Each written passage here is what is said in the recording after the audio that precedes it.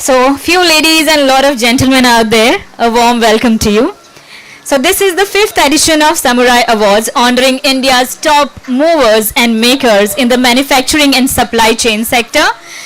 Let's celebrate the excellence and innovation with two insightful panel discussions leading up to much anticipated award ceremony tonight. So, may I please request very young, dynamic Miss Preeti Mishra, MD, Mesh Mix Media. And it's really amazing to see young women coming up and, taking the light ahead.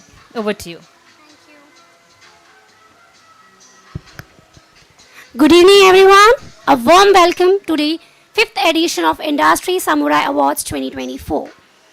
At Samurai Awards, as we all know, is an initiative to, you can say, we celebrate excellence of manufacturing and supply chain industry over here. Regarding just few days back, we completed our we completed a series of webinars where we spoke about topics related to India's Manufacturing Vision 2024, then women in manufacturing, then opportunities and challenges of EV industry, aerospace industry, and supply chain industry. Today, I would like to take the opportunity to thank our jury members who are there with us for the first time. Thank you, jury. To name them, Dr. Rakesh Sinha, Dr. Nikhil Agarwal, Dr. Ruchi Agarwal, Dr. Ranjit Patil, Dr. Ganesh Kakandekar, and Professor Devmalya Chatterjee. We are fortunate to have you all here today with us. Thank you for coming. I would like to speak about my sponsors. Especially Mapos India, who is the main sponsor, our quality partner over here. Thank you, Luca, for supporting us. We have Laser Partner, Laser Technologies. We have Valgro India as our metal finishing partner.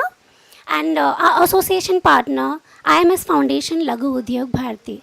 Thank you all for the support and initiative you have taken to make this event happen here in Goa.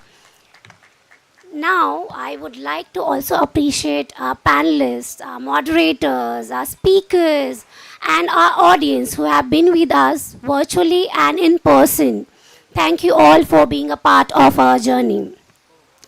I would also like to appreciate and convey my regards to the team of Belgavi who are here with us today. Thank you for your presence, sir. Thank you for coming all the way from Belgavi. And I would also like to acknowledge someone very important to us who has always supported us and helped us promote this event globally. From Japan to UAE and beyond, Mr. Uday Narang from Omega Seiki Mobility. Thank you, Uday-san, for all the efforts and all the support you have given us time to time. And last but not the least, I would like to appreciate my colleague Dinesh Mishra. You all know him personally.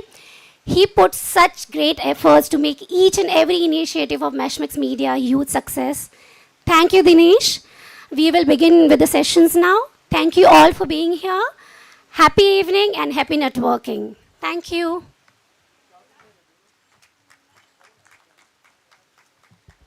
Thank you Puja, तू किती छान बोलतेस, असं कसं म्हणू मी. खूपच छान. प्रीती, या थँक्यू प्रीती, तू खरंच खूप छान बोलतेस. And we really would love to see lot of woman taking part in the next sessions that happens. So thank you so much. So it's time now. We have already started late, so without taking much time, I know fun time is waiting at the back of the mind. So after this address, may I please now invite Mr. Uday Narangji, Chairman and Founder, Omega Seiki Mobility, to deliver the keynote of the evening.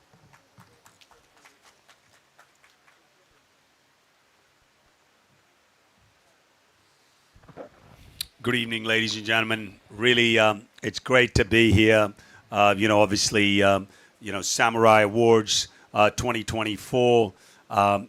It's been something that at least I'm looking forward to. Great to see, all of you here. I want to say a special thanks to the jury for putting in all the efforts, tonight. But clearly, a great location, I just flew in from Dubai early this morning, but I'll tell you what, it looks great. I haven't been here before, but it looks really fantastic. Honestly, it has been a great year again for manufacturing in this country. We are seeing India, for me at least, wherever I travel across the globe, I really see India on the march. You are seeing, this country not just, to be talked about as, the third largest economy in the world. But, if you look at what's going on the equity markets, we're definitely headed. We have a little bit of a down move, but, long term, I see everything, markets going much, much higher. The real key to all of this has to be manufacturing. And manufacturing has to play a very, very significant role. AI, robotics. And what is most important is quality. Quality has to be, if we want to compete with all the international players, if we want to be ahead of China or Vietnam or other locations, quality has to be something that has to be on everybody's mind. I think that, we have an opportunity in this country to really, over the next decade, to make, I'm going to steal it from Trump, but, to make India great again. I think India was great, but I think you have an opportunity to really make, our country proud. I mean, we have the men and women, and I absolutely second it. If we don't, 48% of the population of this country is Nari Shakti, and if we're not going to take the Nari Shakti along, there's no chance we're going to get where we're talking about. And I think, if at the space agency we've got women, and I'll tell you what, I think at least in my organization, the women work much, much better and are more productive than any of the guys. And I'm not just talking about only at the corporate level, at the plant level. What we have noticed is the productivity of women is much. The guys are all got their minds all over the place, but the women are absolutely focused. And so I think it's extremely, extremely important that we take along. We don't take along; they take us along on this journey to be, a great economy. I think that manufacturing, whether it is artificial intelligence, whether it is, taking, manufacturing 4.0, whether we use, technology to help and build better products here. I think the opportunity that we have for manufacturing in this country is, I think it's just a chance of a lifetime. And I want all of you to be, I think to be part of this journey, we can only achieve all of this success for this country if we are all together, focused on manufacturing and a better quality and a future India. I think that, there are many of you who are involved all across this country in manufacturing. And I think this is where I see a very, very exciting time for our nation. The Samurai Awards, is a testament to, giving, to all of those who have contributed to manufacturing. And I think, I hope every one of you, for me, every one of you is an award winner, everyone who has been in this journey to make this country better. So I think if any of you didn't win the awards, I still would say you're a winner in my book, because I think together, working as a one unit, we can get, to a much, further place than we are today. I think also, really, my friends at Marpos and Lucasan have, really been pushing, for quality and for systems. And I think, I really appreciate and thank you for being always putting manufacturing ahead. That takes a lot of leadership, Lucasan. And I from far away been watching all the time, and I really appreciate that. And I think, you are taking, a leadership role in this nation, to bring that change and to have that vision. Again, very much appreciated. I'm a big fan of Dinesh-san and the team, Meshmix. They work tirelessly. There's some real people here. And I think that, a big thank you to them for putting this event and in such a great location. And I want all of you to really help, us. I would say us means India, to be, one of the great superpowers it can be. I've had, I don't want to give too many speeches. I think, you want to hear more about, at the panel and more on the awards. Have a good night, ladies and gentlemen, and thank you very much for being here. Jai Hind, Jai Bharat. That's absolutely fantastic and very insightful. But must say that every woman who is present here, Narang sir has taken a bit of their heart by appreciating them. So thank you very much. So now we say a lot of problems can be solved just by discussing them, and hope our country knows it very soon. So now may I please request for the panel discussion, and our topic is Driving the Future, the Rise of Smart Manufacturing. Our moderator is Dr. Ranjit Patil, Head Department of MEI BITS Pilani, Goa Campus. Welcome, sir. Our panelists are Mr. Uday Narang, Chairman and Founder, Omega Seiki Mobility; Dr. Sachin Sabnis, MD, Belgavi, Forecast India Private Limited; Mr. Amit Kapoor, Chairman and MD, IOTA Group; Dr. Ganesh Kakandikar, Associate Dean, MIT World Peace University. So we eagerly wait to listen to the most brilliant minds here. Thank you so much.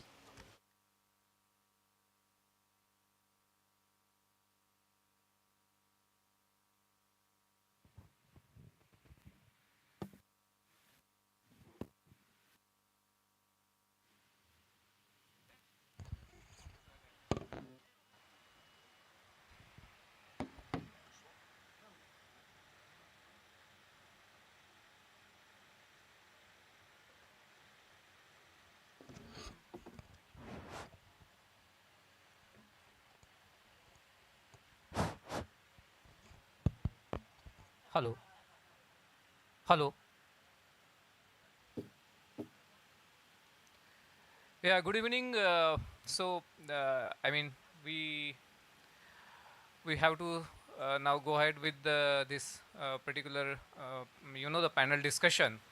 So I am Professor Patil, Ranjit Patil from BITS Pilani here from Goa. Before to start this session, you know that we are talking about especially for the manufacturing industries, and then how we are going and ahead towards the industry 4.0 with implementing all these conventional technology alongside with this the artificial intelligence, and then machine learning, and then 5G, 6G, cyber security and digital twin, and all this together, the making the industries more, the modernized industry. So likewise, we are talking about the manufacturing industries. In the same way, we are working here in Goa on one of the projects. We are working on the all Indian ports to modernize them using the all these techniques like artificial intelligence, machine learning, digital twin, and then all these cyber security and 5G and the 6G network. So the industry 4.0 has entered in, and all the sectors like port sectors, and then of course in the manufacturing sectors. So I'm taking this, discussion on the industry 4.0 with some questions to the experts over here. So I have a few questions, and then with that, and of course you people also can have, some questions if you have in your mind. So let's start the discussion. So the first question from my side, that how can the small and medium-sized enterprises effectively adopt the industry 4.0 technologies with limited resources?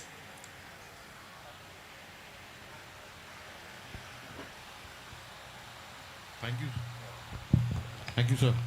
My name is Amit Kapoor, and I'm representing IOTA Group out here, and we are into nanotechnology.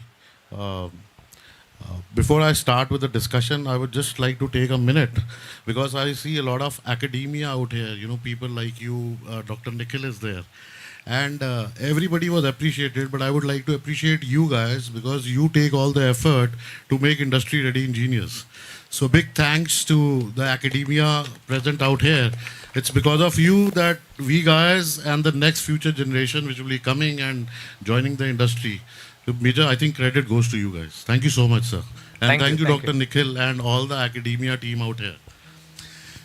Very nice question. I belong to a SME. I had built a business, sold it way back in 2022 to an American multinational. Starting fresh now on a fresh journey as a fresh startup. But yes, there are a lot of challenges if you see from a SME perspective. There's always a shortage of funds. But still, we try to do our level best and we try to incorporate as many latest practices as we can to increase the productivity on the shop floor. The biggest challenge, of course, is changing the mindset of the people. And because as any human being, they are resistant to change. So if process is set, if a machine sequence is set, it is very difficult to convince a worker or supervisor to make changes and incorporate changes at the shop floor level. But yes, things can be done if you are determined. You can always take small baby little steps. So we can always initiate small projects instead of implementing a huge project. That is all the more important because we do have financial restraints at a small industry level. And I think these two are the most important things. And then, of course, goes along that you need to review your IT network. You need to review your okay, yeah, better. So you need to review all your infrastructure and what are the requirements. So I think if you can start with small little baby steps, it is easy to implement projects at a SME level as well. So I have one another question in mind coming, because when I visited the JNP airport in Mumbai, and I have visited. The JNPA has given the some companies are working under the in JNPA port like Dubai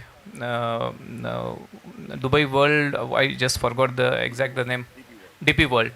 So I have seen that they have bought some sort of atomization. I mean, they have implementing all these technologies, but somewhere I felt that people really don't want to learn the things like what you said, and they are somewhere filling then the job insecurity.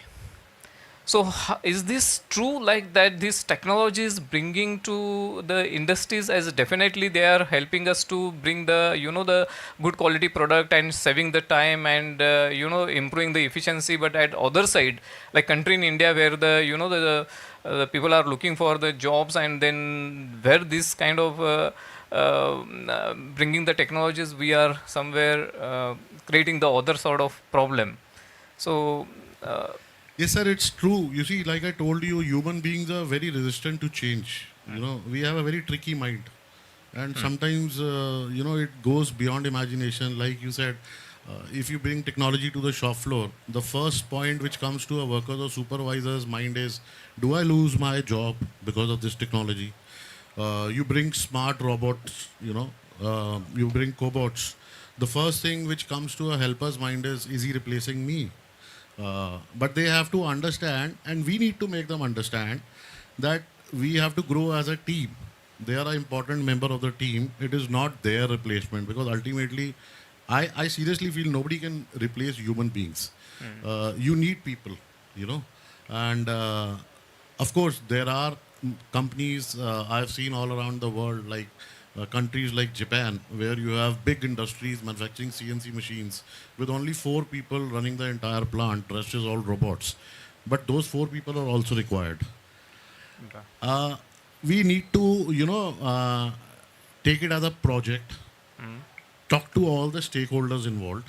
In our case, it may be the suppliers, the vendors, the people who are on the shop floor, and maybe the customers as well, because everybody is ultimately involved in some way or the other. Take them into confidence and then take small baby steps. And I don't think it's a problem. So if everything is planned before, then everything can be solved. But yes, challenges are always there. Yeah. So we will go with next question. What are the initial steps for a traditional manufacturing plant to transition into the smart factory? I should give everybody else a chance.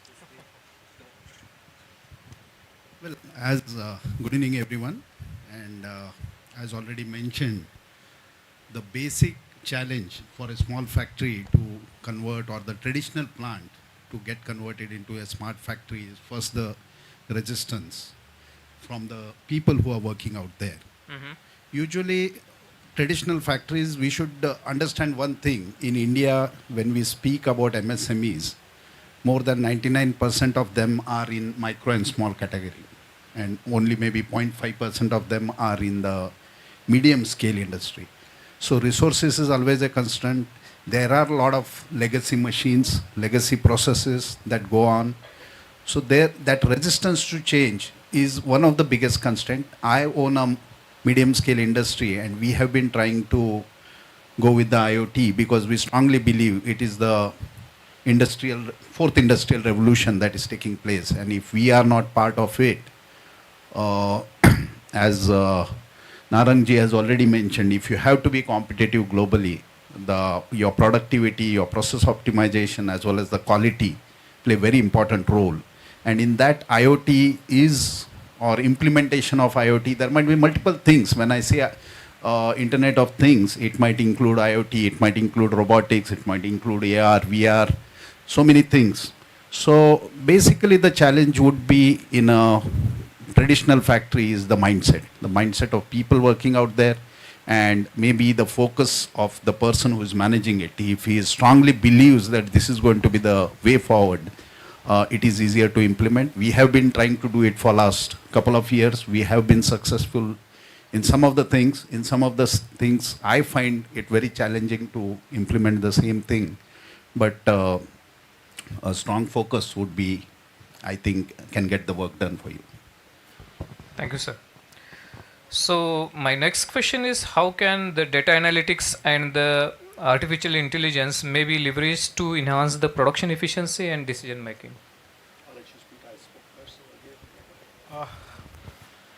I think, see, with Industry 4.0, when we converted to a lot of digital technologies, they have given us a lot of upper hands. Even I would like to answer, add to the answer given by sir. We should understand that conversion of a traditional factory, to a digital factory should be an incremental process. And what I see is the first answer is automation. We should start with automation, because that automation will give you a lot of upper hands to go for first increasing the efficiency, productivity, and letting the downtime less. That will really raise your bar with quality, because a lot of issues that what we got with human factor will always be there. It was there and it would be there always, So I think to start with automation and then putting on all other technologies like IIoT, then going towards robotics, AR, VR, or maybe AGVs, should be step-by-step procedure, So it won't be a one night affair. We'll have to go step by step, that I feel. And if you see, AI is doing a greater role basically to start with product design, because what we need right now to manufacture something which really customer wants. And unfortunately right now customer is not loyal, they are changing continuously brands. If you see the example of simple mobile phones, we have never repeated, unfortunately. So the trend what is going on right now within the customer, if you want to understand, which is a huge data, and it lies at different locations. It's not only through surveys or through marketing teams, now it is on social medias, a lot of other platforms. If you see hospitality industry, they are struggling a lot to collect this data. So I think AI will help us to collect all this data, to analyze it, and to generate a trend and give us input what exactly the customer wants and how that change will even go. Because by the time I design, manufacture, and distribute, might be possible that there would be certain changes that can occur, and considering that future also. So I think at the initial stage of brainstorming, when we generate a lot of solutions as a product design, AI can help a better. And now when we are working with a lot of softwares in design, to generate the designs, to analyze them, to simulate them, to understand structural integrity, thermal integrity, and so other parts, lot of automation in all these CAE process is also possible by using the AI and other techniques.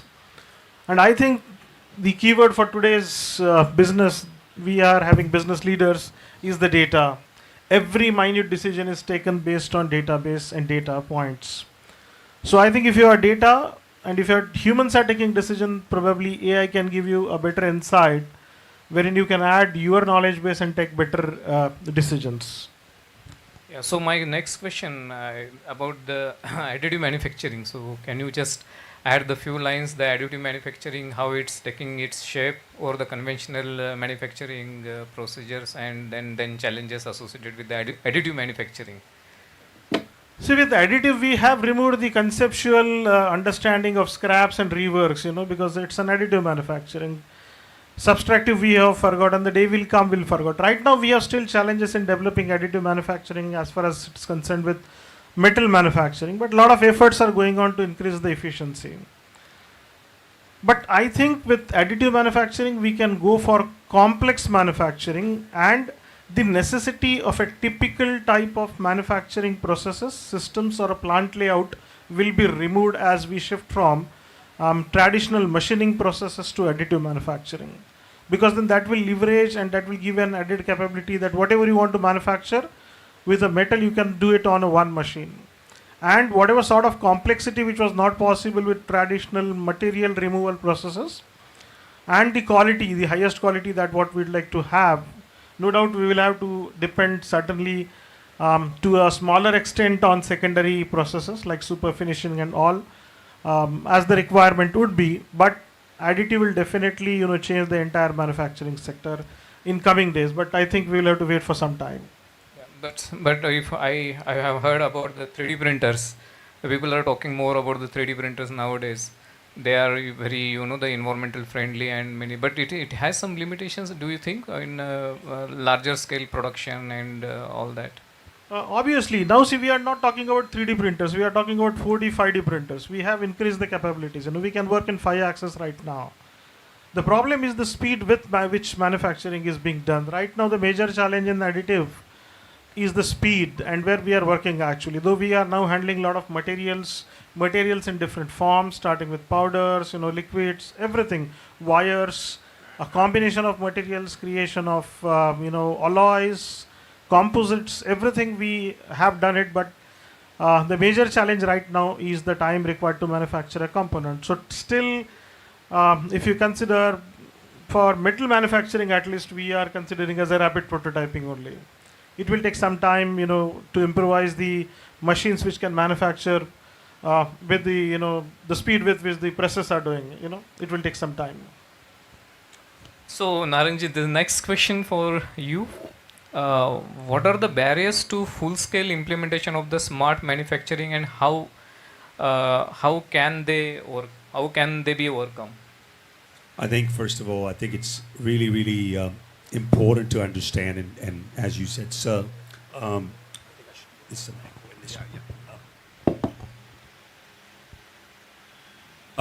would have said that every MSME, SME is going to go through a financial, the capabilities. I mean, this is not, we're not in an environment where huge amounts of capital will always be available for growth of your company. And when we compare ourselves to China or somebody else, I think it's very difficult because the government support is very different there on an SME or an MSME level. But I think that for me, always in life, there is no, there are no difficulties. There are only solutions. You've got to find the best solution. And I think, we at, in India have been very, very good at it. I think the problems facing in terms of better technology, worker training, making sure that our quality is world class. I mean, let's be honest. iPhones are made here now, and everybody's proud of that, right? So, I mean, there are solutions to this. I think the way to one of this problem is alliance. Work in alliance. We have one of the largest markets in the world. That's in our advantage. We have a growing economy. We have, the Europeans, the Americans, the Koreans, the Japanese, the Chinese want to be in here too. We just don't give them the visas. I mean, that's a separate story. But what I want to say is that we have the market, we have the opportunity, align. In my view, the way I look at it, build companies with alliances that want market here, use the market, access that every one of you have, and align forces not only internationally but internally too. I think those days of competition of anybody can buy anything, can do, can tear it down and copy it. I mean, you look at Elon, right? He says, I'm going open source, copy all you want, and I'll build a better product. And I think that's the mentality we have to get. But I also understand the reality of, sir, what you talked about, the fuel. Fuel is money, right? Because that much only MSC and SMEs can be doing. I think there are programs, but I cannot expect everything from the government, right? Modi ji ain't going to clean this country. We're going to clean it ourselves, right? Let's be honest about that. I think that more and more entrepreneurs are taking that market approach. One thing that has changed, I was on Wall Street for 25 years. The equity market, whether it's the SME and the MSMEs, so if you need capital, if you've got a good business, you can go there. That wasn't there 10, 15 years ago. So that has also changed. So for me, in terms of capital, in terms of technology, in terms of growth, and you need scale. Okay, if you're going to, I'll be honest with you, you won't get efficiency until you get scale. I keep coming back. Why are the Chinese been so successful? They do it in scale. And they do it not just scale, but the quality. All right. So I think we have to think, in terms of technology, in terms of younger people, in terms of the workforce. We have one of the largest, youngest population on the planet. The Chinese are getting older and older. 20 years from now. I mean, Japan, everybody's already 75 plus anyway, right? And this is happening in Korea and all across the globe. So we've got to use these trends against our against sort of the shortcomings we have, build alliances, work together, and I honestly don't give up. And I'll be honestly saying, failure se daro mat. Usse kuch nahi hota. You learn from failures, right? I think in our culture, failure is considered wrong. I think failure is the best learner, right? I mean, if you look at any success story, it comes from failure. And so I think it doesn't mean or anybody has to be a failure, but develop. If you have small funds, do R&D, continually do Gemba, work on better products together, work, align, focus on your quality. And you know what? You build a village, I say. Don't just work in a silo. And so for all the problems that I see an opportunity. And the opportunity is we have got a huge amount of demand for everything. We've got a lot of young people. We've got a lot of smart people.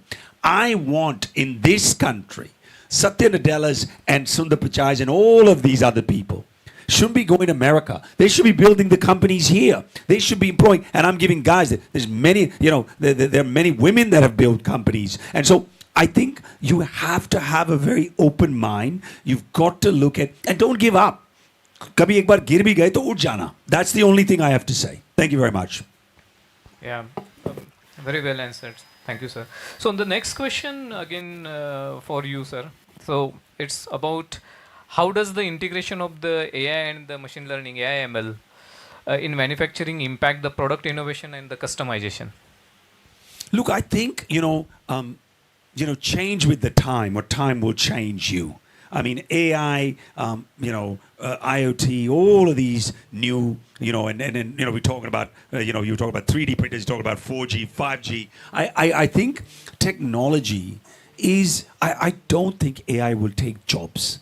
I think what is important is retraining. आप मुझे बोल रहे थे, there was a line guy and then there was a supervisor. If the line guy and the supervisor was showed, if you could run 6 machines, maybe your earnings would go up. If you would do a better training program and I think we focus, and I've got nothing against universities, but I'll tell you what, technical training programs, they're also, I mean, if you look at Deutschland, I mean, technical programs are just as good as universities. I don't don't say it doesn't mean don't go to universities. All the academics are going to be on my case soon. But what I was going to say is technical programs, having those and continually upskilling. See, upskilling of our force is extremely important. And I think if you give an employee, if you give a man or a woman in your company that opportunity, that vision, I think AI, all of the new manufacturing form, all these new technology, don't take it negatively.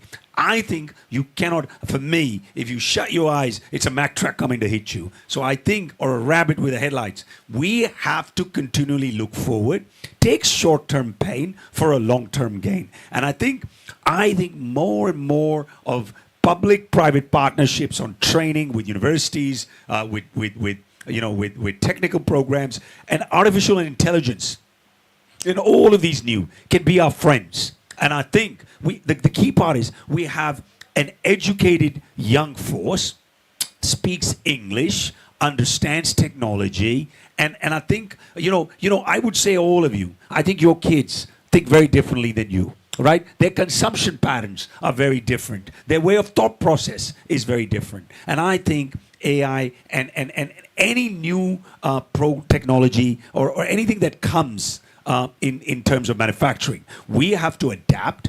And associations need to be made. Look, Rome wasn't built in one day. And I know in India we want to build Rome every day. So, but we have achieved. I mean, think about what has happened in the last decade. And I think if you see the growth, if you look at the per capita GDP, if you look at everything that is, if you look at infrastructure, बहुत improvement हुई है. So I don't know whether you want to look at a glass half full or half empty. For me, honestly, I don't think, I tell all my European friends, I tell all my American friends, I tell all my Japanese, there is not a place to invest in the world than here. There will be partnerships, there will be some problems, but there are problems everywhere. But I think new technology, the experiences that international players have, how do we use them to make it better and to adapt to Indian conditions? Cost sensitivity will always be there, all right? This is a very, very price-sensitive market. But exports, is a big, big agenda. I would still say we are, in terms of manufacturing exports, if you compare ourselves to the others, I think we are far behind. And I think we need introspection. And I just don't think, I'll be honest, and I'm answering a little bit, away also, I don't think always asking Modi ji to fix everything is not possible. And I think until we all, and I would say, before you ask Modi ji what he has done for the country, you should look at yourself and say, what have you done for the country apart from asking everything? Thank you. Yeah, so with next question, Dr. Sachin, I request you to. So on this question, what role to do by digital twins to play in predictive maintenance, and how do they contribute to reducing the downtime? Yeah, maintenance is another very important part of the day-to-day activity, and especially a lot of micro and small industries suffer a lot with the maintenance issues. And as it is already been said, the implementation of IoT, it need not be that you invest huge amount of money into it, because one of the challenges we spoke about, or barriers, what you were asking, sir, was maybe initial investment cost might be something for someone to say that it is costing so much, so I'm not doing enough. But maybe installing even small sensors, which might hardly cost you anything, can give you a huge data regarding your maintenance. See, earlier it was more of maybe a preventive maintenance, but with use of IoTs, you can go with more of predictive maintenance, and I would also say a prescriptive maintenance, where the machine itself might prescribe. To give you an example, in my company, when we had some issues with some of the motors that were installed and were continuously getting overloaded or heated or burnt, we installed ordinary sensors there just to note down the amp reading of the motors and give it back to the system, or put it on the maintenance guy's phone, maybe a small open source app where he can just check at that. So whenever he is to see that the amp reading is going up, he knows that there is something going wrong with the machine. So that is also a very small thing that a micro and small industry can do. So from moving from a preventive to more of predictive and a prescriptive maintenance is one thing you can achieve with IoT. And I honestly has seen it in my factory that it doesn't need a big investment as such. So the machines can give a lot of information. If you start tracking them, we spoke about the data. One thing I would like to say that our industries, we generate loads of data. If you see a small industry, they are so much involved, or every person is involved in generating so much of data. Maybe it's on the paper, or maybe it's in the Excel sheet, or maybe into some other format. But we are not doing the analytics. We don't have the system of analyzing that data. If we are able to do the analysis, if we are having a proper analytics, we can do multiple things, huge number of things. And one of the things that restricts most of the people, you asked Narangi about the barriers, that this is the thing, because the barrier is, a lot of time people feel that IoT is going to take their job. I feel that if you are able to convince them that it's a win-win situation, their performance is going to go up, their productivity is going to go up, the customer satisfaction level is going to be achieved, and that's going to create an environment of a good feeling in the company. Every person needs to be made to feel that he's going to benefit out of it. Education is required. Absolutely, the skilling, upskilling of the employees is needed. If you want to implement IoT, first thing is you need to take your people into confidence. If you can take them into confidence and able to tell them, it is surely going to help. And less of downtime with the maintenance, as you said.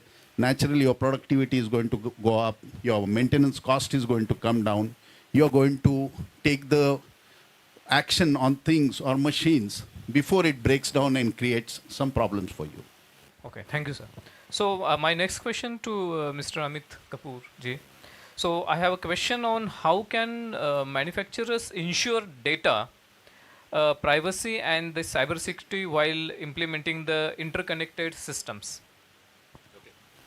I'm not an expert at data management, but I very strongly feel that all the security measures which are generally required, even when we use an ordinary laptop, we have an antivirus, things like that. So that kind of data management systems would definitely be required, because some data may be very critical to the organization. You don't want to leak it. You don't want it to leak out. It may be related to your customer or consumer preferences or some analysis. Some data may be related to manufacturing. So definitely, and now we have, most of the things are there on the cloud. We have huge data centers.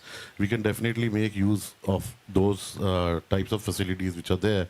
Most of even the softwares now we use are basically cloud-based, whether it is accounting, whether it is ERP, whether it is related to manufacturing, special softwares are there. So data management, of course, is critical, and data security is critical. But I would like to add one more perspective to this discussion. I was just about 2 months back, I was there at a 3D manufacturing forum. We were having a panel discussion. And since most of the people, I believe, are here from the industry and especially from the manufacturing sector, so one guy just, raised his hand and he said, sir, we started with conventional machines. We used to have the lathe, the drill, the shaper. That is how we started our journey in manufacturing. And then we switched over to NC-based machines, numerically controlled machines. So a lathe machine with a numerically controlled system for the slide. And then came the time of CNCs. So we started with 3-axis CNCs. Then we switched over to 5-axis CNCs. Then we had CNCs with, additive manufacturing facilities like welding. 5-axis machines with welding facilities built in.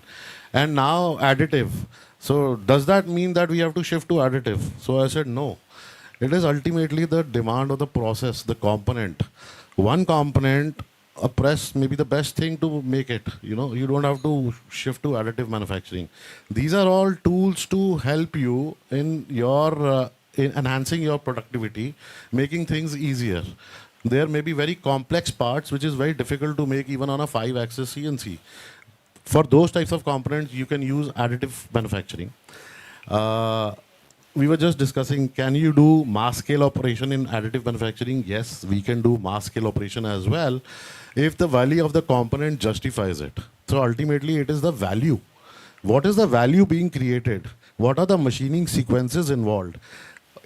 all that, is very important to select what is the machining method we have to go in for.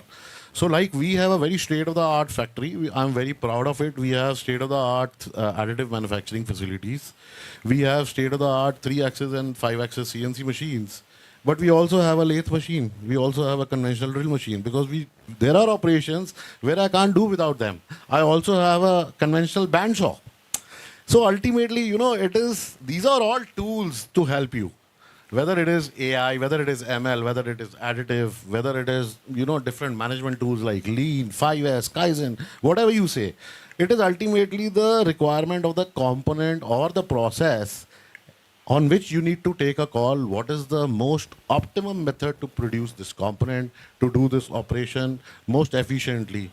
That is what decides, ultimately what technology to adopt. Thank you. Thank you, sir. So the next question to Professor Ganesh. So this is a question regarding the, for the academics or the kind of future research.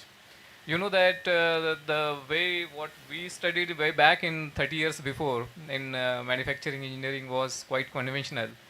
Like we are all talking on this platform about the AI and ML and all these things. So more electronics kind of the things is we have to bring our kind of a computer engineering to the mechanical engineering, and then we have to go ahead, and really it requires some sort of the change in the curriculum, and then train the young minds for the next industries. So what the academics are doing on that front, and about the research what they are conducting. So we already started doing that. Mechanical engineering is now 60%, 40% is electronics, electrical, and computer engineering. Because whenever you want to make a product, as a mechanical engineer or production engineer, if you want to make it smart, I must understand electronics and electrical. I must understand sensors. Without that, my product cannot be, smart. So we already have made it. And I think the way we are progressing right now, maybe down the line after 10 years, we will move on to streamless engineering, what I feel. So there would not be anyone who is mechanical engineer or electronics engineer. You just have a basket system. Move on to streamless engineering, what I feel. So there would not be anyone who is mechanical engineer or electronics engineer. You just have a basket system. You pick up your own subjects, make a basket, study wherever your interest goes, and accordingly work in the industry. Because then again, you will always have that upper hand what to select and what not to select. Still, I am teaching 60% mechanical engineering. 5 years down the line, we were teaching 90% mechanical engineering. These couple of years with pandemic and all other made us to think of on a lot of addition of electronics, electrical subjects, VLSI, and the other things, IoT, robotics, automation, everything added into the curriculum. And now core mechanical engineering 60, and it will go on. So I think somewhere down the line, even the electrical engineers now coming and doing specialization into robotics if they want to work, they're learning more sort of electrical control systems which are required for robotics. We'll need specialized people for robotics when they work in healthcare sector. That's going to be a huge market coming in India, where we'll have an implementation of robotics in healthcare sector, because that would be only probable one solution for India, for our healthcare systems as a country, as a big country and as a diverse country. So we need people there also. So I think academia has started the move right time. And now I hardly say we are, lagging behind with industry. We are, matching shoulders with the industry. Our students are working on very latest projects on all across fields, and again moving beyond the streams. It's not like mechanical engineering, you have to manufacture something, you have to make something and that would be your project. It's not like that. People are working, interdisciplinary. I think that is what we missed for couple of years. At our times also, we were having this compartment systems, and now we have moved on from compartment systems. The children today work and they learn in a very interdisciplinary manner. And I think that will change the situation and scenario. thank you, Dr. Ganesh. Just two important things I want to add. Yesterday I was interacting with a lady from US. She was an astrobiologist. And I was like, what is this? Like he said, specialized engineerings are there now. So she specializes in space farming. So that's what an astrobiologist do. Also happen to be an adjunct faculty at MIT, and I'm a member of the industry advisory committee and the course committee. So your question is very right, and it's very challenging to design the courses now. What the academia started with was they started introducing these subjects as electives initially. That was about 8 to 10 years back. So we used to have electives, like for mechanical engineering students, a Python language, which will introduce them to computer science, or AI, ML, because these are not hardcore mechanical subjects. You are from mechanical engineering, you know it very well. So they were introduced initially as electives, but now, like Dr. Saab exactly said, mechanical engineering is hardly 50 to 60%. About 40 to 50% now is electrical, computers, because when you, as an engineer, when you come out of the industry, you can't say I am a mechanical engineer, give me mechanical jobs. You have to do everything. You are supposed to understand the electrical part, the programming part, the AI, ML. The challenge is getting industry ready engineers out. That is a big challenge, and the courses are being designed accordingly. Just to share my views on this, basically I feel that the academia and the industry, when it comes to IoT 4.0, there is a huge opportunity for the academia to be part or to align with the industry, and specifically MSME industries. Because as we already spoke, the challenges for MSME industries might be the initial cost or getting some already existing IoT product and try to implement it in a very small setup. But if the academia can get involved with them and would be able to generate low-key products which will take them on, it's a journey, it's a continuous journey. It's not that you can buy some product and tomorrow my company is a smart manufacturing place. You cannot say that, but you can go step by step. And I see a huge opportunity for the students to be or to align with the industry and be part of this IoT 4.0 revolution. I feel industry is open, for all these implementations. You can come down to universities, give chances to the students when you are trying out new things, because, these better minds, as per Darwin's law, they are very talented than all of us, obviously new generation, and that is a Gen Z. They work in a different fashion. You need, something to understand them, but they are really brilliant ideas. I'll tell you an example. We were working with Kalyani Defense and Guru Prasad ji, who is managing director. He came one day and he said, Ganesh, I want 8 to 10 talented students on my shop floor. I said, sir, what is the exact work? He said, there is no work. I'll do something, experimentation. I said, okay. I picked up some toppers and I asked them to visit Kalyani, and they were just moving on shop floor for 8 to 10 days. A laptop was given to them, net was given to them. And Guru Prasad ji said to them, just observe what is going on wrong. You feel like. And on the last day he called me, Ganesh, I got 55 problems which we were looking for. Unfortunately, as we see every day, we could not pick up them. And your children have given me 55 problems on my operational aspects.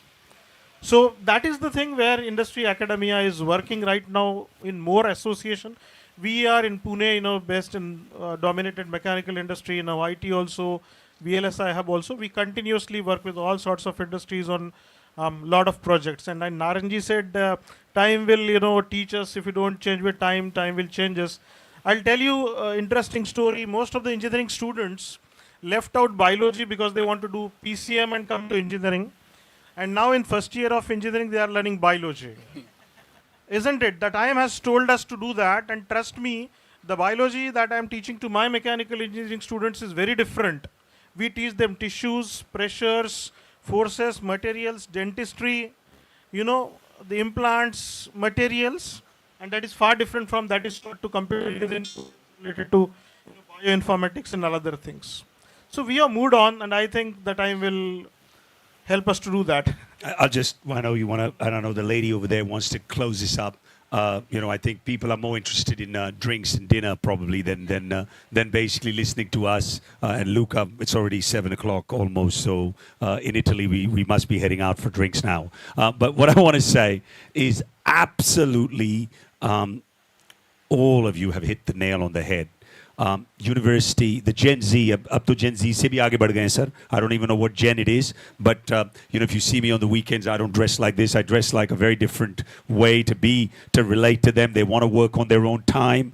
They want their own way of working.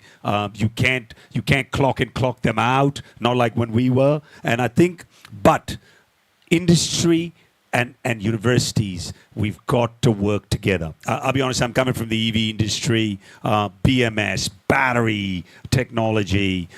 We don't have enough people. I'll tell you what we have decided at OSM. I've decided, forget all these experienced people, because we hire them, they work for a year, they go to Ola. From Ola, they go to somewhere else. They go for somewhere else. They're just raising their salaries every year. I have nothing with that. But you pick students, and I'll be honest with you, it's not only IIT and it's not only BITS Pilani. I've got nothing. There are university students who are at tier 2, 3, 4 cities who are so bright. They want to be left. And I think I learned two things, and I learned from these young men and women, right? Is let them do what they want. If they fail, don't look them down. Give them that confidence that if you have a failure, learn from it and build something new. If you create that environment, they will stay with you longer. You don't need to chase continuously this spiraling salary increase that experienced people. I'm not saying that we haven't got them, but we are clearly focused on working. We have plants all across the country, and the Omega Group has about 17, 18 plants across. So I am continually focusing on that, and I really think, if this country needs to be what we want to be, I think, and I want to say one thing. I think you guys are more important to me than those actors on Bollywood, or any of those cricketers. They're a useless bunch of people. But the value that you guys, as education leaders, bring and teachers bring to this country, I think our value system needs to change. And I think those are the all this Bollywood is out there, right? It's fine. But what you add, to me, you guys are the real Ranveer Kapoors and the real actors of this country, or the Virat Kohlis. And I think that is most important. I really want to take this opportunity to thank, all of you from the academia. That is going to change this country. And I think, thanks again. I think everybody needs to applaud that.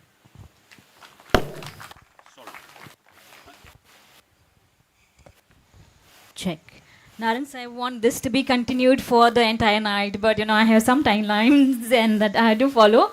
But yeah, may I please request Mr. Rajesh Agarwal, MD and founder of Laser Technologies, to honor our speakers with the citations. And till the time we have the citation ceremony, few things that I have noted. Failure is the first step to success. We have always heard that. But we always say you have to rise from your failure. Just like, we forget to thank our critic, because they are the one who tells us what is missing, and then we work on. Failures, I think, do the same thing with us. So we can come with the citations.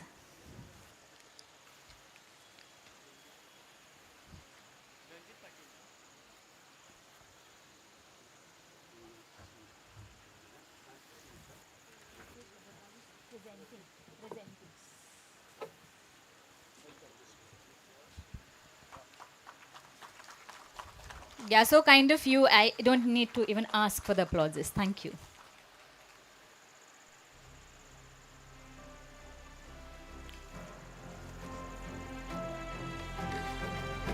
So from this session, I think we have taken so many of, insights. People travel the world and they bring the experiences with them. And there's always a saying, we say, when you are the only person who is intelligent in the room, then you are in the wrong place. But today we are absolutely on the right platform with the right people who have the right set of mind and can change the scenario of our country.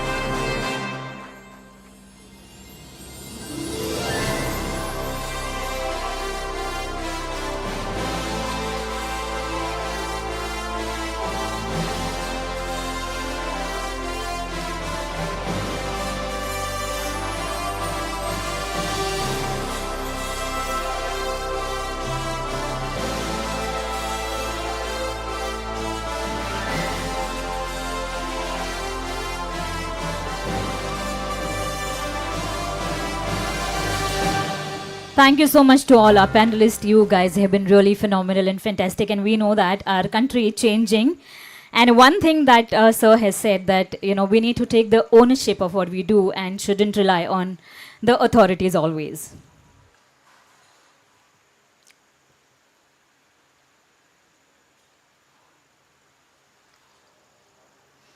Okay, as we take a pause, we say curriculum is always difficult because every 6 months there is a new technology that comes in. But I think we have the best heads and the minds.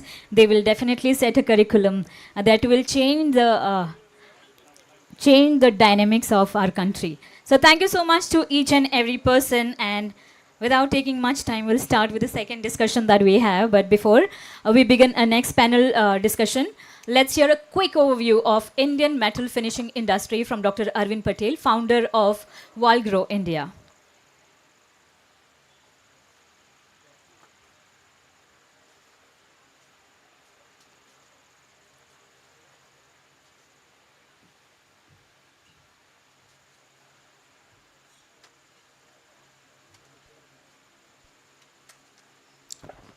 Good evening.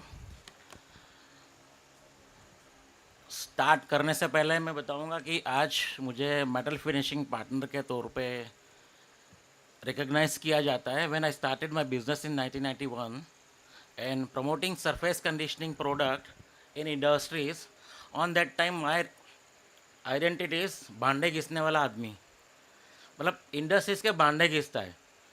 तो ये उस ज़माने में product लेके आया था मैं surface conditioning का, कि वहाँ पे अवेयरनेस ही नहीं था। मतलब फाइनल मशीनिंग प्रोसेस, कोई लोग एक फाइनल फिनिशिंग कहते थे, ग्राइंडिंग एक प्रिसीजन एक्टिविटी में गिना जाता था। बाद में जब CNC VMC आया तो लोगों ने ग्राइंडिंग को भी एक अवॉइड करना चालू किया था। उस ज़माने में मैं सरफेस कंडीशनिंग प्रोडक्ट लेके आया था। तो आज भी हमें कहीं कहीं डिफ़िकल्टीज होती है when we introduce ourselves, what kind of the technology, what kind of the solution we provide. So it is quite difficult to understand. So मैं थोड़ा छोटा सा एक प्रेजेंटेशन दिखाऊंगा कि हम क्या बना रहे हैं।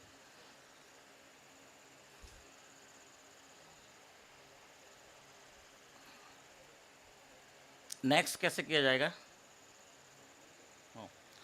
When I started my journey, it is a trading firm, Belgavi Sales Corporation, in 1991. हम लोग तब यूरोप से surface conditioning, Scotch Brite, industrial abrasive जो कहते हैं वो प्रोडक्ट लेके आते थे, जहाँ पे हैमरी पेपर ही एक फाइनल सॉल्यूशन था, और ग्राइंडिंग के बाद लेपिंग। तो ये 3 स्टेज थे। उस ज़माने में मैंने ट्रेडिंग स्टार्ट किया था।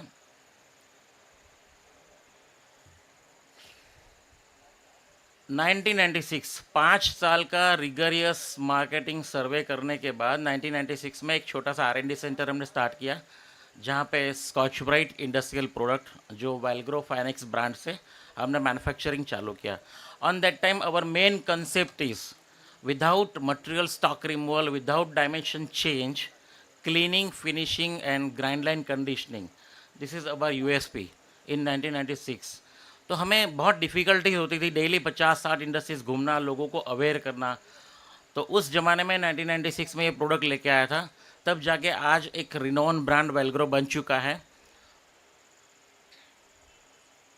इन 2010, after 15 years of surface conditioning abrasive promotion, हमने मशीन बिल्डिंग डिवीजन स्टार्ट किया, बिकॉज इंडस्ट्रीज की डिमांड हो चुकी थी कि कब तक मैनुअल करेंगे। मैन पावर का इश्यूज 1996 में भी था, 2010 में भी है, और आज भी है, और कल भी रहेगा। तो जिन्होंने जल्दी एडप्शन कर लिया है वो एक लीडर के तौर पे उभरा हुआ है, और जिन्होंने लेट एडप्शन किया है वो फॉलोअर के तौर पे आया हुआ है। तो 2010 में हम लोगों ने सरफेस कंडीशनिंग एब्रेसिव ब्रश जो बनाते थे, उसी फैक्ट्री का एनहांसमेंट, उसी का बिजनेस बढ़ाने के लिए एक मशीन बिल्डिंग डिवीजन स्टार्ट किया। और व्हेन स्टार्टेड, हम लोग एनी मेटल वर्किंग इंडस्ट्रीज का कोई भी पार्ट का फिनिशिंग के लिए हम लोग मशीन बनाते थे। चाहे चेन स्प्रोकेट ले लो, गियर टीथ डीबरिंग करके gear teeth grind line conditioning कर लो। तो जब पहले ऑटोमोबाइल इंडस्ट्रीज़ में गाड़ी चालू होती थी तो मालूम होता था कि एम्बेसडर जा रही है, फिएट जा रही है, या तो कोई भी व्हीकल जा रहा है। तो द रीज़न इज़ वो सिर्फ मशीनिंग या फाइन मशीनिंग होता था, लेकिन ग्राइंड लाइन कंडीशनिंग, गियर को टीथ ग्राइंड करने के बाद ग्राइंड लाइन कंडीशनिंग आने के बाद पावर स्टीयरिंग लॉन्च हुआ है। तो this is the one of the product. और आज हम लोग फ्लैट प्रोडक्ट पे ज़्यादा फोकस कर रहे हैं। हैवी इंजीनियरिंग में हमारा प्रोडक्ट यूज़ हो रहा है, सेफ्टी इक्विपमेंट्स में हमारे प्रोडक्ट यूज़ हो रहे हैं for deburring and edge rounding, automobile industries में क्लच प्लेट है, गियर है, चेन स्प्रोकेट है, उसके लिए यूज़ हो रहा है।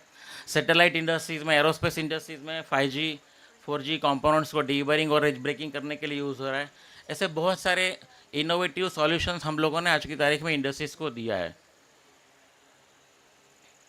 We have 3 vertical. तो 1996 में एब्रेसिव्स का प्रोडक्शन स्टार्ट किया। It is purely surface conditioning, no stock removal.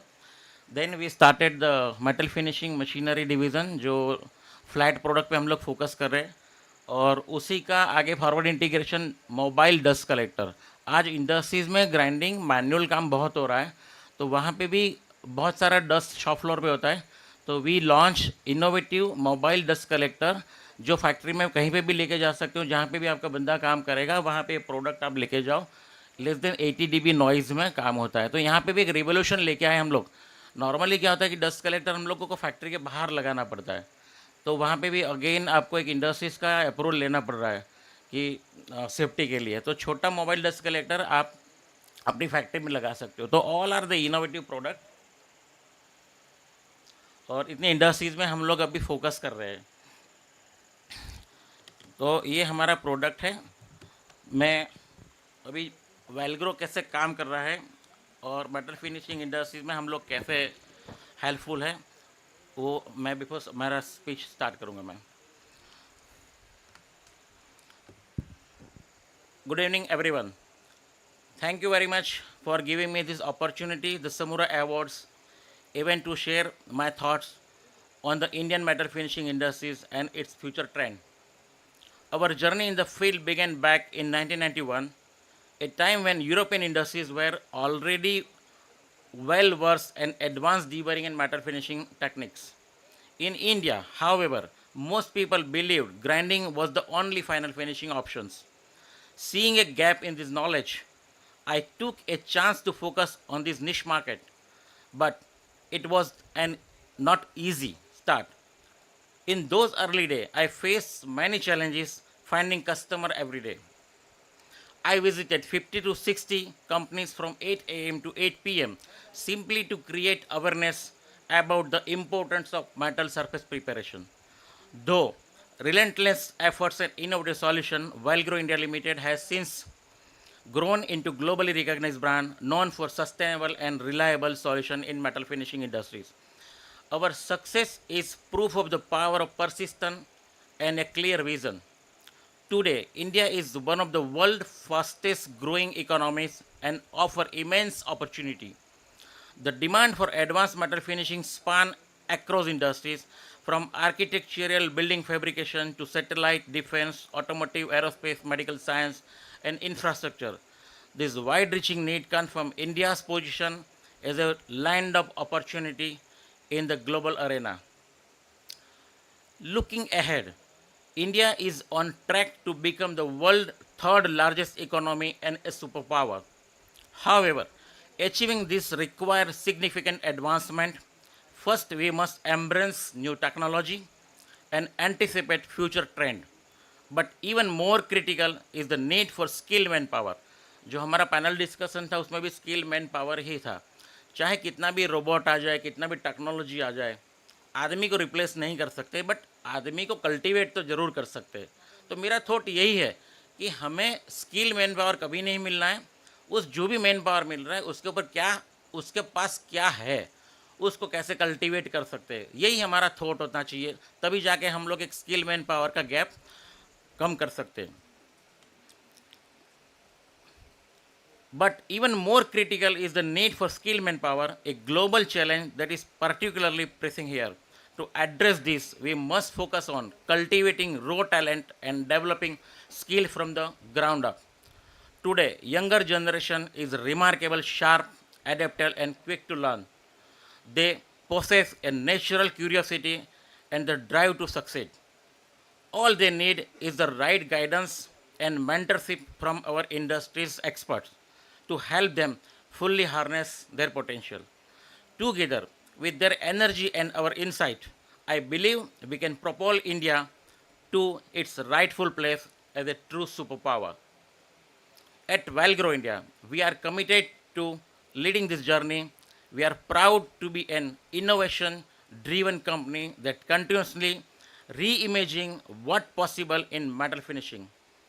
Recently, we introduced our SLR series machine, a breakthrough in sustainable and precise metal finishing and deburring with scale removal application, honored with IMTMA award. This is prestigious award for innovations. This machine combines high precision capability with reduced resources consumption, highlighting our dedication to solution that benefit both our client and environment. Looking forward, Valgro India is fully prepared to meet the evolving demand of these industries, where investing is research and development, collaborating with global experts, with expanding our offering to empower Indian manufacturing with world-class metal finishing solutions that allow them to complete global scale. Before I close my speech, I would like to share a short video that highlight why precision and finishing are critical in the metalworking industries. It demonstrates the difference that advanced finishing can make in the performance, durability, and aesthetic of metal product. This video is testament of Valgro commitment to excellence and innovation in the field of metal finishing. Let's watch this together.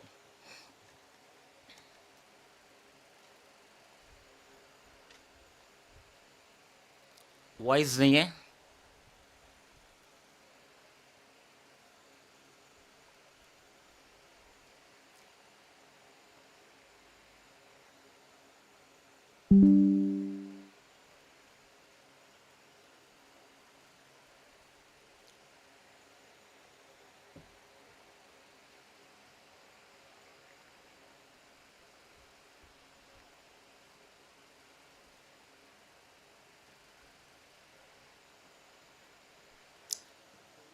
वहीं से operate कर दो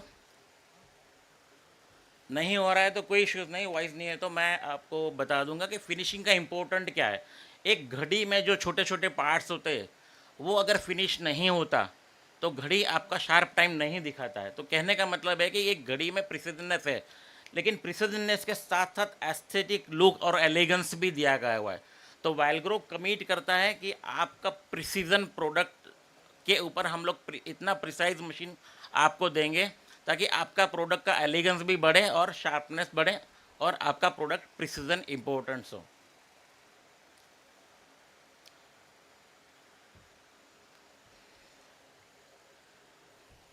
तो अगर आपको flawless finish चाहिए तो precision metal finishing requirement बहुत है आज की इंडस्ट्रीज में अभी भी अवेयरनेस नहीं है लोग ऐसा ही समझ रहे हैं कि जस्ट एब्रेसिव घिसोगे तो फिनिशिंग आ जाएगा तो सिंपल सेंडर मशीन से you not get the whatever desired result.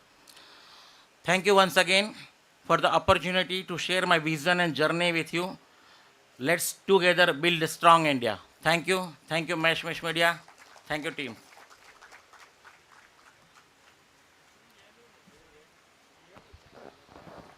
Thank you so much, Dr. Patel. That was very insightful. I remember when computers came first, people used to say, "Abhi job nahi milne wale hain sabko." But now, to run the computer, you need people. I think when the trend changes, brand changes at the same time, people upgrade themselves, to fit into the brackets. So thank you so much, sir. And proceeding further, we have the second panel discussion, and the topic is Powering Progress, the Future of Supply Chains. And our moderator for the session is Pritesh Singh, Specialist Case and Alternate Power Train, Nomura Consulting. Can we have you on the stage, sir? And our panelists are Mr. Luca Mattucci, MD, Marpos India, Mr. Rakesh Agarwal, MD and Founder, Laser Technologies, Mr. Hardik Someshwar, Senior Manager, Strategy and Customer Account Management, Collins Aerospace, Dr. Nikhil Agarwal, MD, FITT, IIT Delhi. Over to you guys.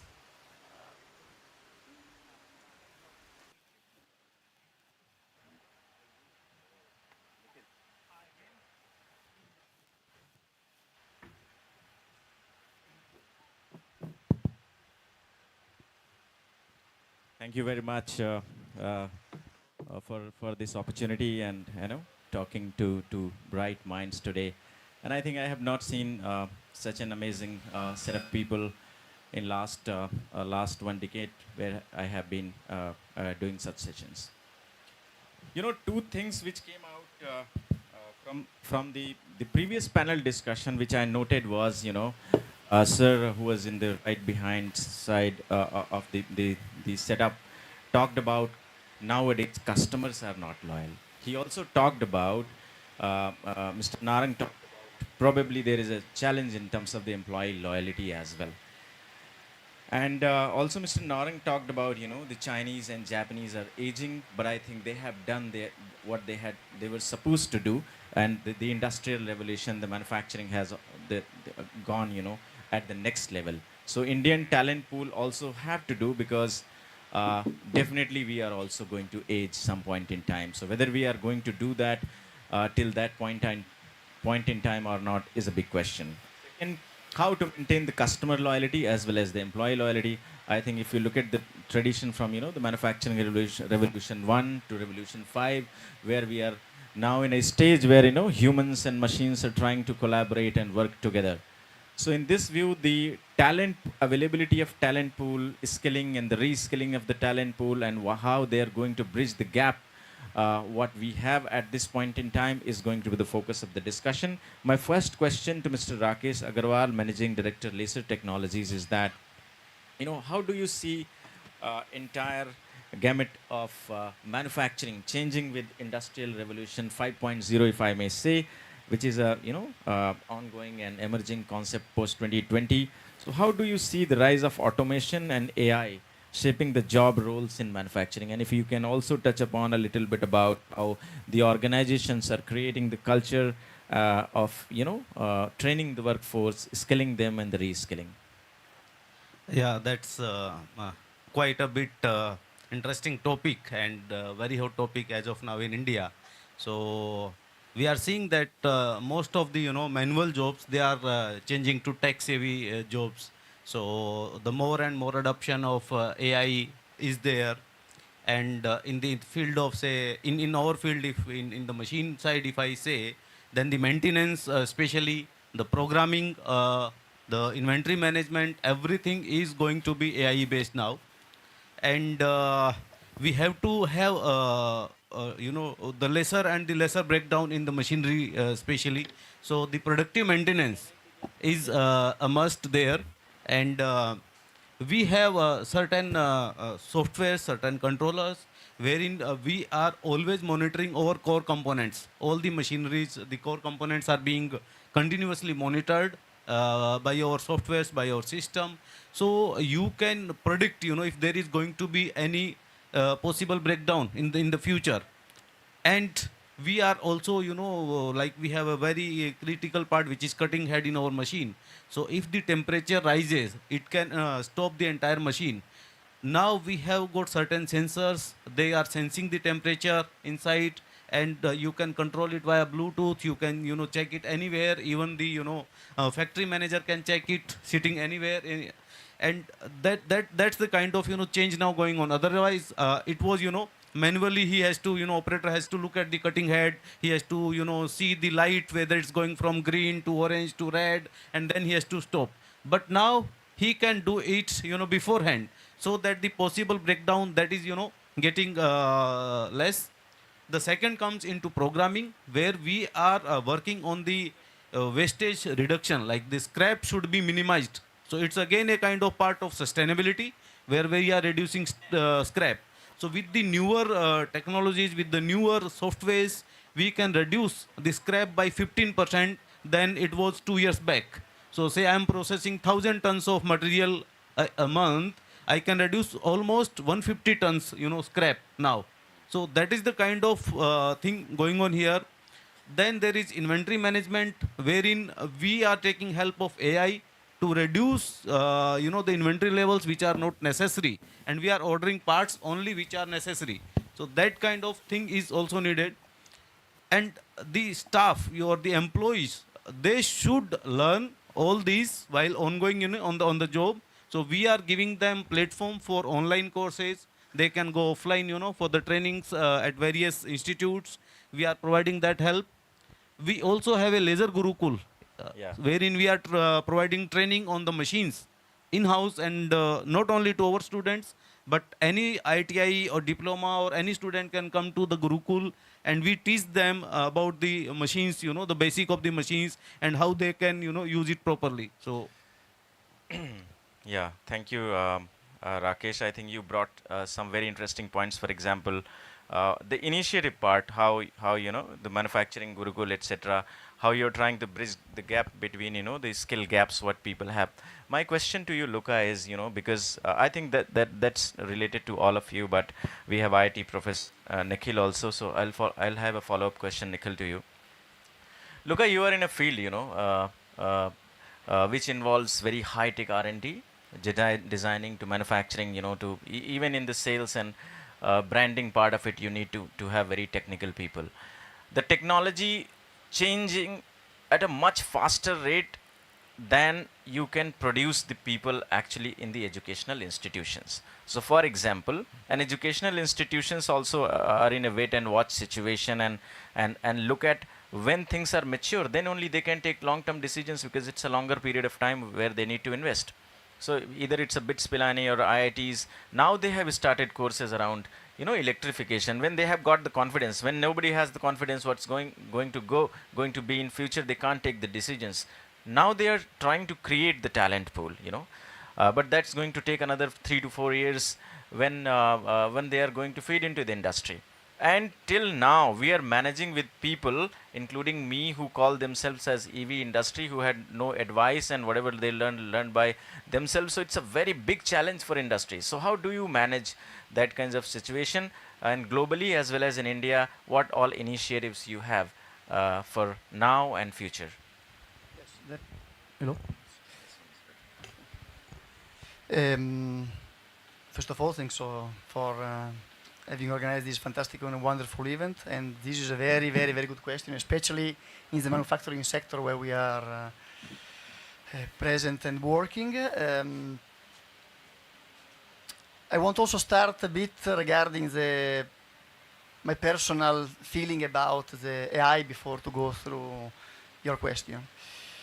We need to pay very attention about the narration behind the AI, because for what I feeling, all the younger generation, they are thinking that the AI will let them work without having their hands dirt.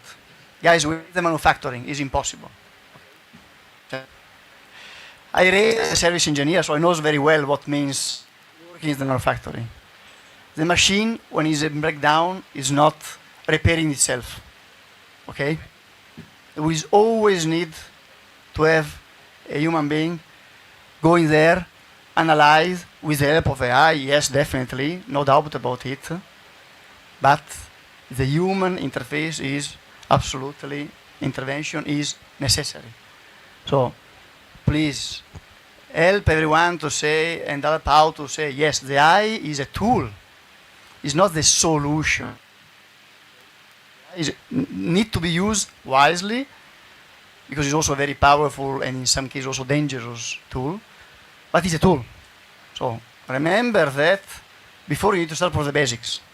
You can't skip all the steps. And that is something that is connecting to your question. The young generation need to understand. Start from the basic. When you learn the basics, then you can scale up, putting the data inside an analytics tool to help you out, I don't know, debug the models, the design models more quickly, to predict maybe future failure, etc. But you need to know the basics, the structure, the fundamentals. The fundament can build only if you go on the field and you see with your own eyes and touch with your own hands. No, I think it's a very, it's amazing observation that AI is a tool, and it has when Luca talks about the risks, I think he's trying to say that AI has capability to make you dumb also if you don't, use that properly. So thank you very much, Luca, for bringing this, and I think the focus on the basic concepts, the basic trainings is much more important. That is how you can match the pace also. So Nikhil, to you, how educational institutions in India, and when I talk about educational institutions, I don't only talk and the top institutions in India, because entire manufacturing industry is fed by tier 2 institutes in India. And if you look at the quality levels also in last decade, I think that those institutes 10 years back were much better than now. So how do you think this kind of demand coming up, especially in the newer technologies where robotics, AI, automation, all things are going to play much bigger roles, whether top institutions are really ready to bridge the gap, or do you need more and more industry, academia collaboration to make the concepts clear and understand what's going to be in future and be ready accordingly? Because this kind of industry is moving much faster, and if academia doesn't move much faster, which is very very challenging, so how do you see this gap? Otherwise newer and newer technologies will be coming and talent pool unavailability will remain there always. I would like to take a different approach to this question. There is a lot of noise about AI, and I'll give you negative side of it, or maybe to you can take a deep breath and say that okay, AI is not going to kill you tomorrow morning. There's no transformers coming in, and they will pick you up and take you away. That's not going to happen. So let us first of all understand certain statistics as far the Indian context is concerned. Let's forget about what the American media is saying, what the UK, the thought makers are talking about. There are close to 40 million MSMEs in the country, out of which 97.97%, which is 39.3 million, are micro industries, which makes almost 110 million people are employed by the MSME. You can do your maths, I am poor at it. 600,000 are medium industries, or and only 55,000 are micro industries, and 55,000 are medium industries.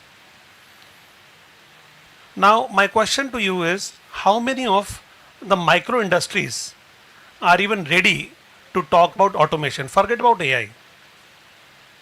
So that exclude almost 97% of the Indian workforce and the companies.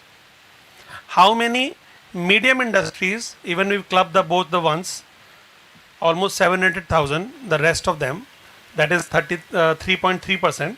How many of them are ready, and you are representing of the industry today, are ready to automate or have a capacity, credit and understanding to automate? Maybe take a 20% of it. I agree. Most of you will agree with that. So where we are talking about a problem which does not exist. We are worried about AI, whereas we are talking about a simple automation.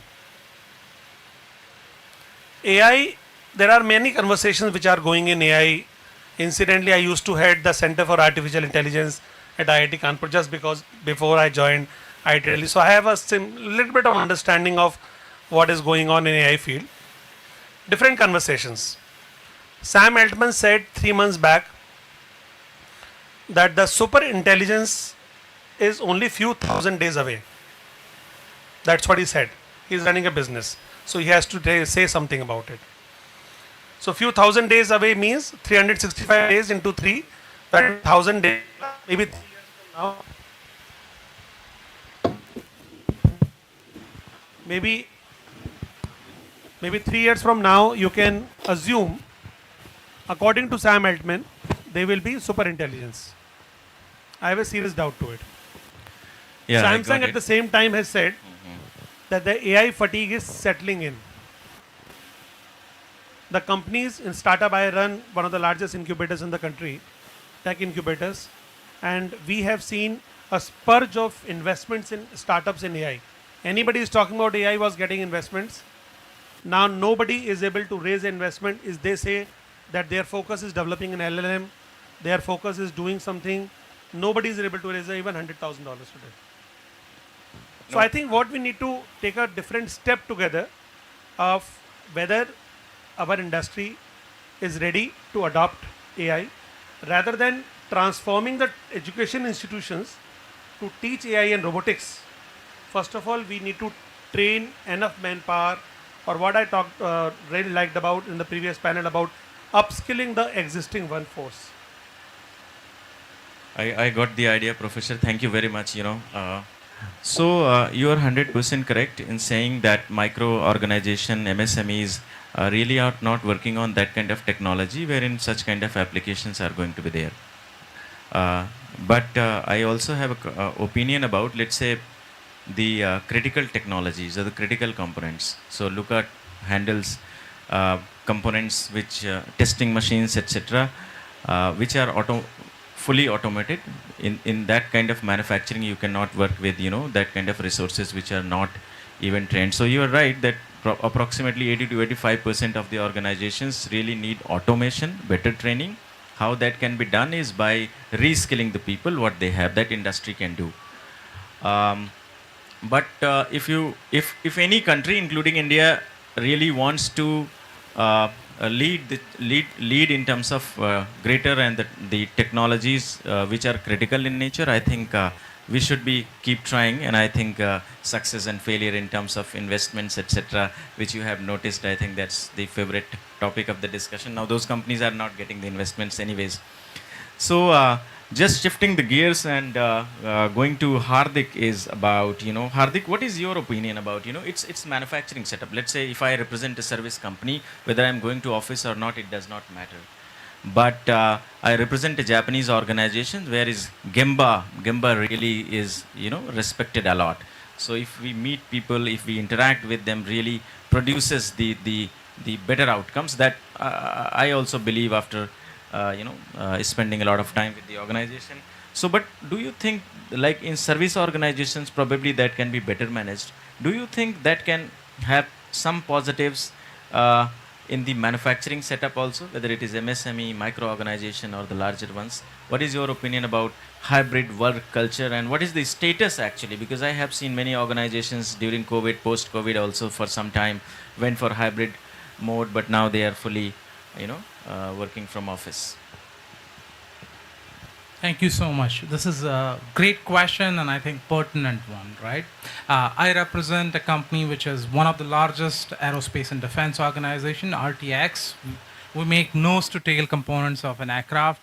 And just to note this on record, we don't operate just in on-site environment. We have adapted ourselves, and thanks to COVID, right, all of us adapted ourselves. We have three types of roles. There are people who are on site, and most of the factory workers have to be on site. You just can't help it.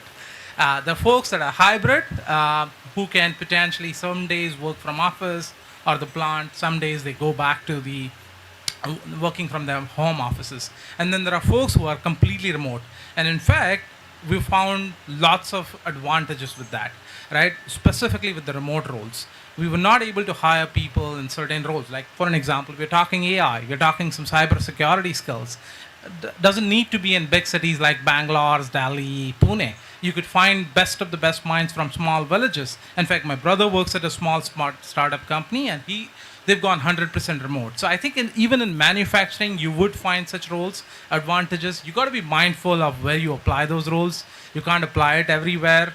And most companies have now gone back to hybrid. There are advantages, like you say, Gamba. You talked about Gamba, and Gamba is very close to my heart. Even though we are not a Japanese company, we use lean product development system and lean production system for years. And every single day, we had these meetings at the Gamba. We would have a daily stand-up meeting, tiered Gambas, tiered reviews, all of that. And many of those things you could do with tools. Now, I wouldn't say you can go completely remote in a manufacturing setup. You'll have to figure out an arrangement that works for your organization. That's perfect, and I think this brings me to one very a question which I have been kind of thinking about, which I discussed with Mr. Narang also many times. That that's about the next generation of the talent pool. As Mahatma Gandhi said, right, India will not be developed until or unless the villages are developed. India, you really and the brightest minds are actually are in in villages with limited or almost no opportunity. So I have seen people, the more and more talented people not getting the opportunity. So eventually, they have to make some kind of, compromises or the. So don't you think this hybrid work culture uh, uh, gives the flexibility to manufacturing companies, or especially in other, not only the shop floor guys, but you have other people as well, to kind of open up and reach out more and more geographical coverage rather than bringing everybody to the larger cities? Just as a follow-up question. You're absolutely right. And if you were to develop a country, you can't just develop a country by developing cities. Look at the state of any big cities, Mumbai, Delhi, Bangalore.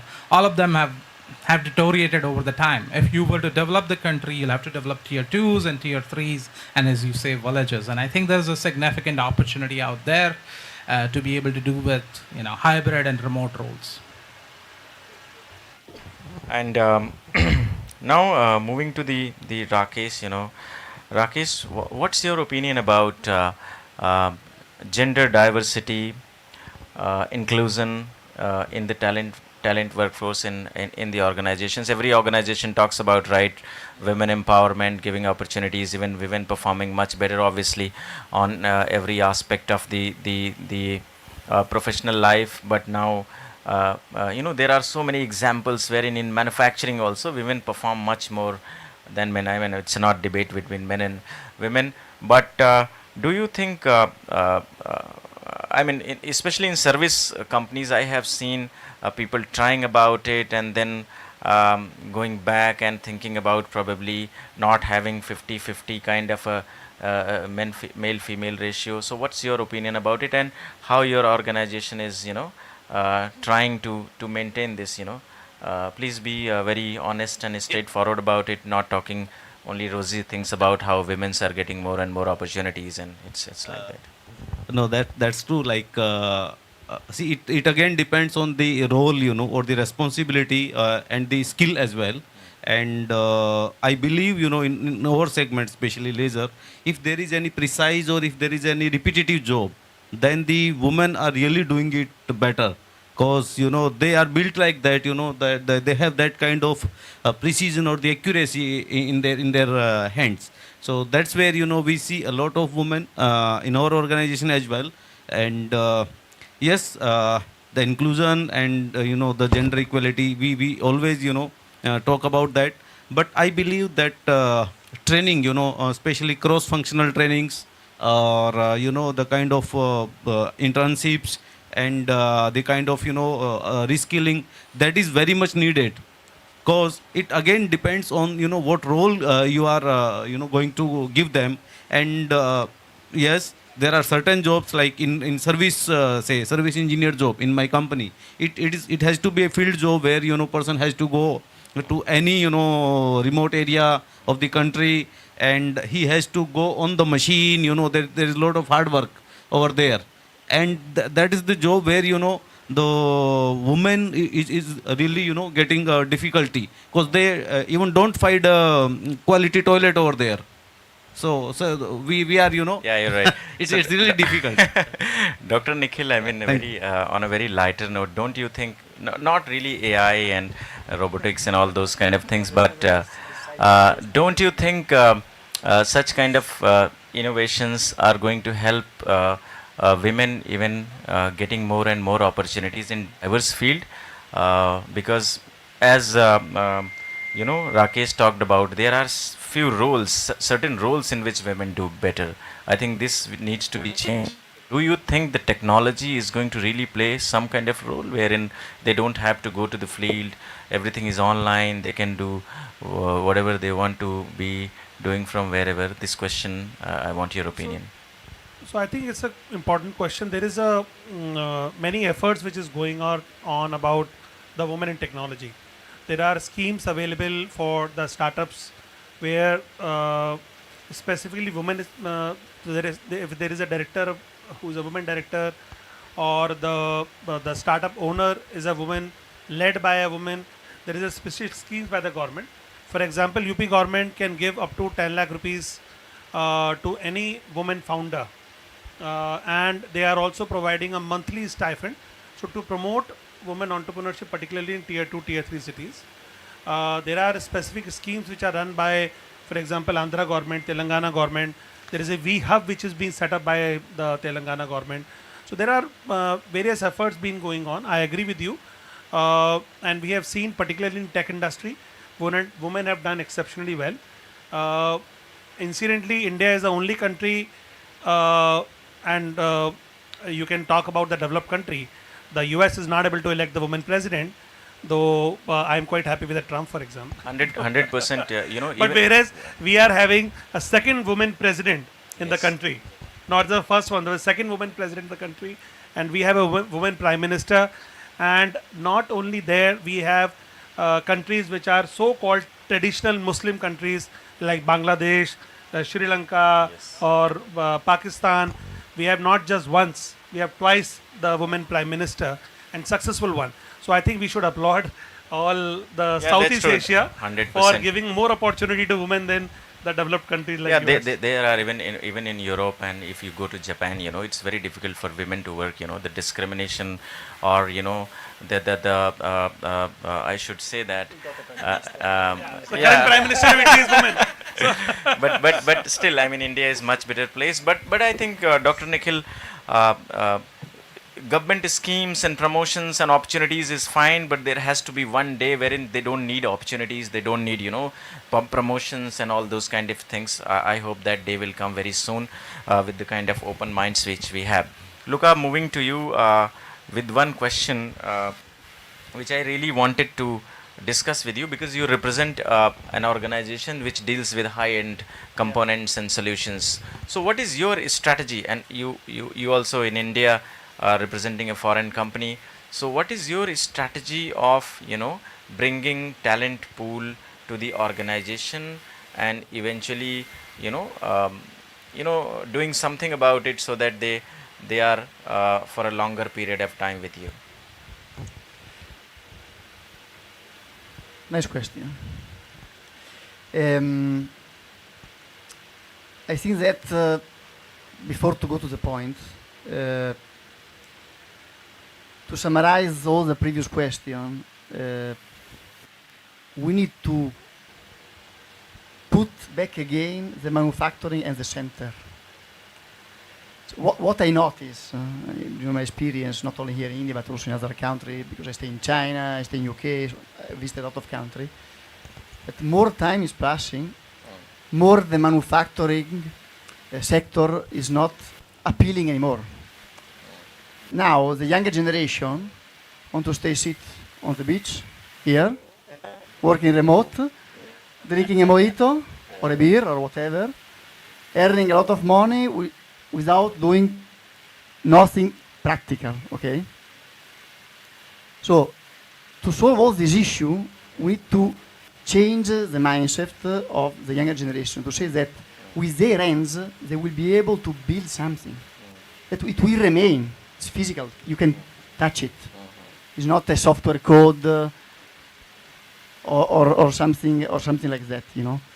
So that is what we are trying, especially in Marpos, to say that in order to attract talent and to retain them, first of all, we are a family company. So we are treating also our employee with a part of the family. You're not a number. You are a friend under some point of view, So your pain is our pain.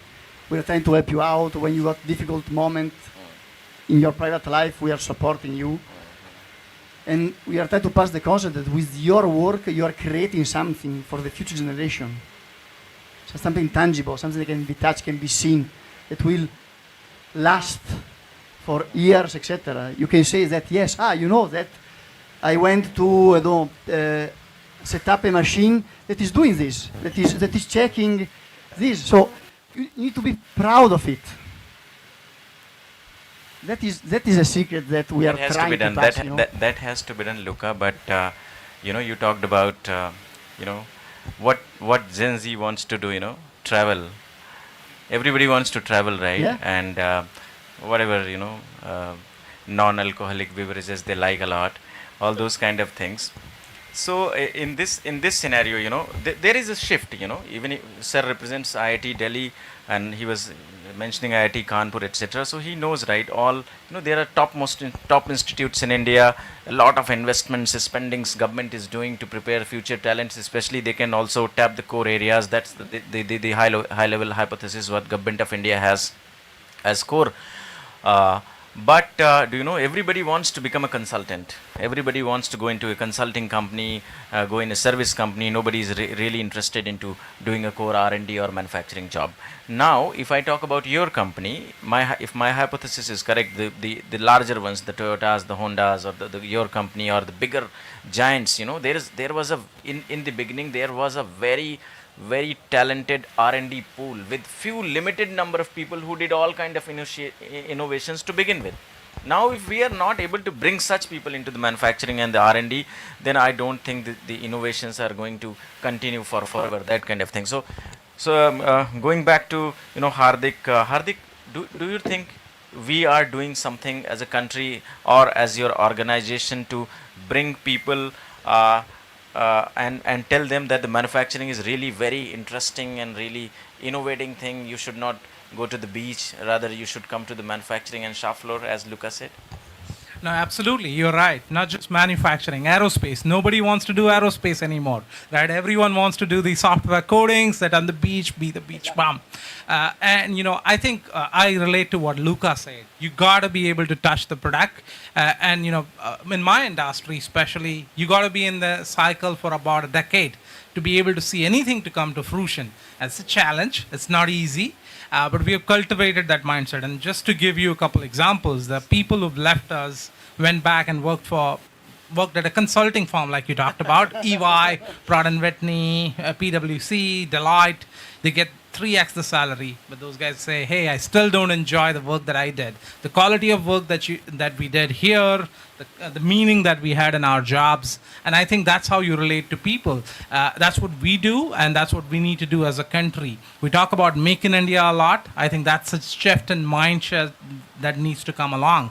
While the incentives, all the policies are great, the mindset shift is important. Those people who are leaving and then coming back to you, Rakesh, I believe have tasted the freedom, flexibility, the joy of looking at the tangible outcome.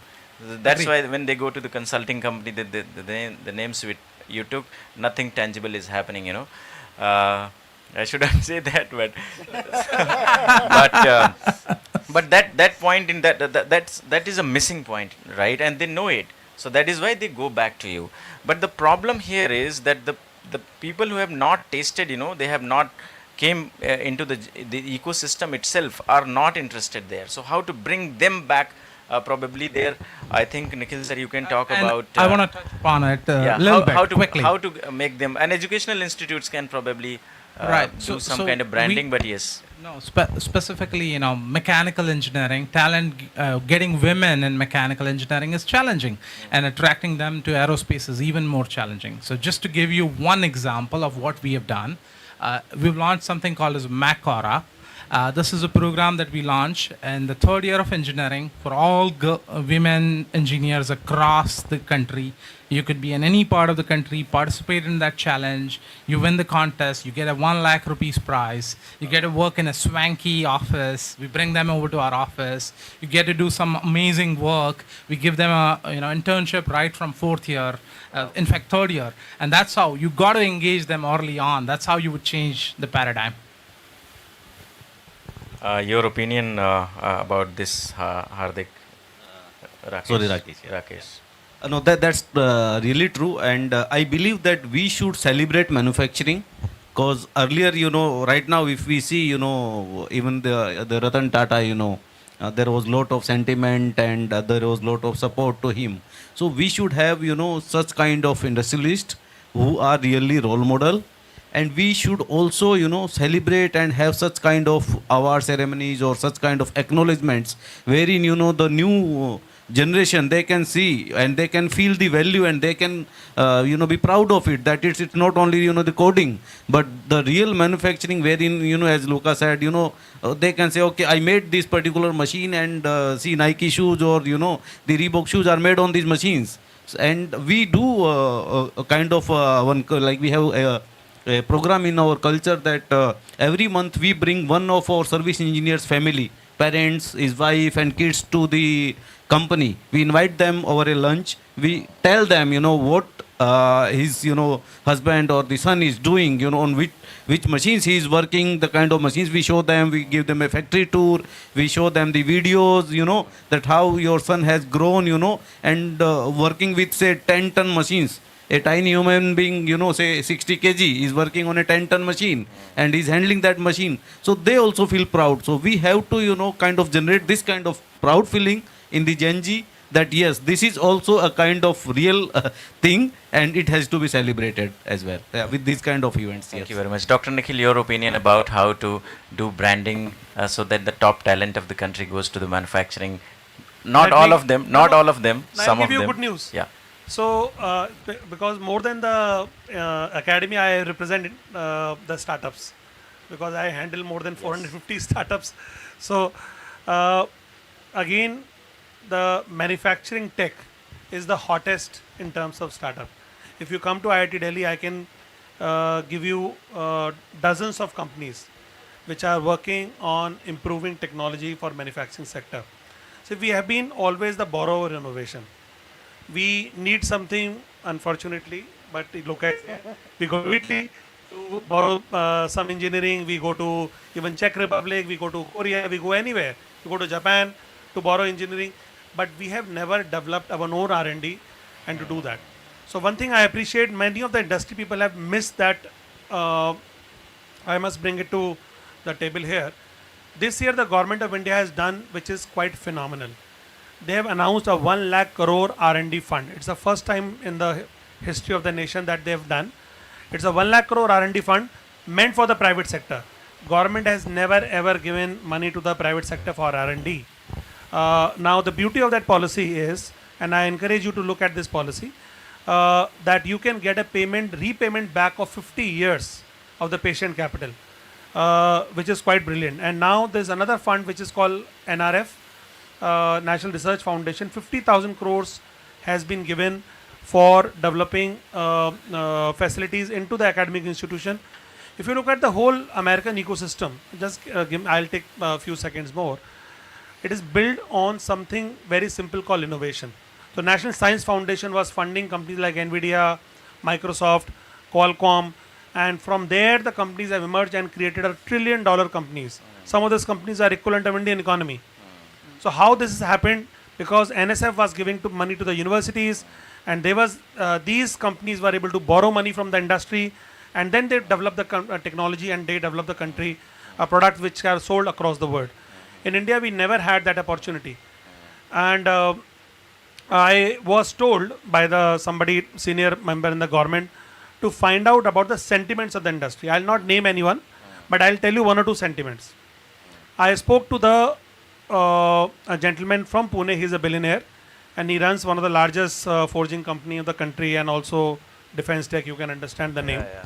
And he'll send me a whole note on it, and I was quite pleased to see. Then I also spoke to the board member of one of the largest tobacco, food, hospitality company, and they said that the approach what the previous chairman has was an investment, R&D as an investment, but the current chairman has as a cost. Now that immediately changed the ecosystem. Even you are generating 40,000 crores worth of revenue every year, but your immediate approach changes. So the government is able to come with this 1 lakh crore. In fact, I'll encourage all of you to look at these policies, and even the MSME are eligible to apply for this fund. Now the question there would be, and you have to really introspect about it, whether you have a capacity to absorb that kind of money. If the government gives you 100 crores, which is almost $10-12 million for MSME, whether you have a capacity to absorb $12 million for R&D purpose. 1 lakh crore we talk about, which is close to $12 billion, which gives a leverage of into 5. We are talking about close to $60 billion available to us for R&D purpose, and it's a top-up grant. So you can, again, as soon as like the PLI which is 76,000 crores, which has been now used. There's another top up of $10 billion which is coming in. Same way, once you use this $12 billion, more money will come in. So we need to start focusing on the domestic R&D where we use the academia. I think we should start also collaborating between MSME to MSMEs. That's very important. That does not happen in India because of our own intrinsic competition. We are happy to borrow technology from outside, but we feel ashamed in borrowing technology and collaborating between Delhi and Bangalore. I think that's something which we should do, and I should appeal to all my industry friends to start doing. That will make our life easy. Thank you. Oh, very good observation. Availability of fund is really nice, and your observation about whether companies are ready to take that kind of fund or not, I think, or not, is a bigger question. I'll tell you, I have brought more than 50 companies in India. And obviously those companies, the core strength of those companies has been the technology part of it, the tech part of it. And when they go to identify a partner in India, more than 80%, nothing against Indian manufacturing companies, they all are great and doing great. Probably they will surpass global ones also, I hope. But what they brought on the table was that we have money, we have land, we have also the access to the market and lobbying power with the government. They never talked about R&D. They never talked about technology. So the core focus was never on the technology. The global manufacturers which I have brought in India through consulting assignments were lacking all the fields. Just they had the technology. And I think then that is how they go very slow in the beginning, and eventually they control the company. You have a 49-51 kind of a joint venture, and within 3 years you will see the company becoming 75 plus. So Indian, and there is a story behind it which I have hypothesis. I'm not going to talk about it, but I think India has to invest through government, like PLI for ACC, for batteries. There are 4 companies which have got the PLI scheme, but whether really they are going to do the justice to the kind of whatever commitments they have made, 60% of the localization. You ask them, they don't understand what is localization of 60%, what is the difference between value addition and the localization, local value addition, etc. So I think we should accept and try to upgrade and invest in R&D, or unless either government organization investments into R&D is not going to happen. Even after a decade or 2, we are going to be in the same situation. Thank you very much. I think we have some more time, so I'll take one advice from each one of you. Sir, fortunately brought the topic of the government, which is one of my favorite topic, the policy, etc. So I think I need to take the advice at state level and government level, the central government level, what they should do, in terms of improving the industry and academia collaboration, in addition to what they are doing currently. Thank you very much. Open suggestion. Thank you. And I think this topic is very close to my heart. As a foreign OEM in India, we enjoy a lot of benefits, but we are precluded from several benefits. One of them is Make in India, and for aerospace and defense, Make in India is a big deal, right? Today, we are ready to bring technology to the country. We're ready to partner with the players, but given our current, structure of the organization, we are precluded from some of the bidding. Sir talked about R&D funding. We can bring some of the best of the technologies. We are world leaders in technology. Again, precluded from R&D funding from DRDO. I've been at DRDO offices. So I think these are some of the changes that would help. There are things around FDI regulations that would help as well. What percentage of FDI you could bring in. We would rather keep, do 100% owned subsidiary work where we are bringing technology. And, it's not that we have not been making in India. We've been making in India for past 27 years. So I think some of these policy changes would help. And just to quote an example of China, right? We all talk about China. China's growing Asian tiger. Yes. They've grown significantly, and they've grown through strategic partnerships. I think that's the way to build India further from where we are. I think it's going to take more time for us because we are most honest. So through strategic partnerships, I think that's the way forward, but that's going to take more time. But that has been happening, and India obviously controls a lot on technology, but until or unless in-house developments, the R&D investments and some innovations by ourselves is not happening. We are not going to control, I think, the technology part of it. I think that has to happen. For example, Tata Motors, we a decade back nobody thought about Tata Motors, what Tata Motors is doing that. As per your opinion, Right. they did the joint venture, and I think that by using the technology, they have improved a lot. Absolutely. Your opinion, sir, about that? Yeah, so I go with Hardik Bhai again, the same thing. One thing is, loosening some of the FDI norms, wherein, we can, if we can bring the technology as well as some funds, because as MSME, we lack, the kind of innovation or the kind of R&D is needed. And for that, the kind of infrastructure which we need to build is used. And we are, far, for that kind of financials or the support from the government side. So if we can get that, then it could be really a game changer, and we can be a R&D hub or the innovation hub. Yeah. Yeah, I think that's really needed. Some of the conversations which I was having, previously with one of my friend, he talked about China even funding the salaries of 50% or 30% of your people. So that kind of thing has to happen. So whether government has that kind of financial power or not, but if we want to be innovators, then that innovation-driven economy, then that has to happen. Luca, your opinion about it? But definitely, I agree with my colleagues here that a relaxation in producing important technologies that definitely will help. But attention, because as you pointed out correctly before, the industries that are making the batteries using the PLI, if really they utilize these funds, and unfortunately we know about a bit about it.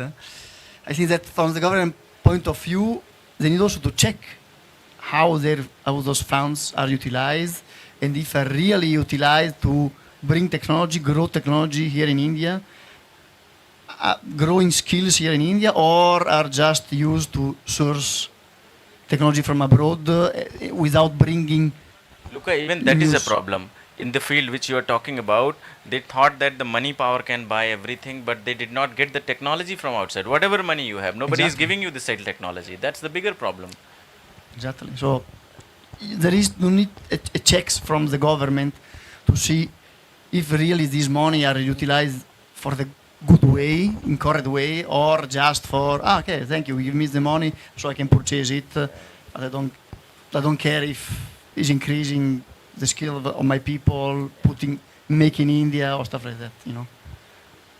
I mean, rather than just funding Indian companies, probably funding foreign companies in a big way, and then putting some kind of need to be revealing the technology, localizing it in 5 years or so can also be one of the options, because we are talking about our favorite subject, Luca.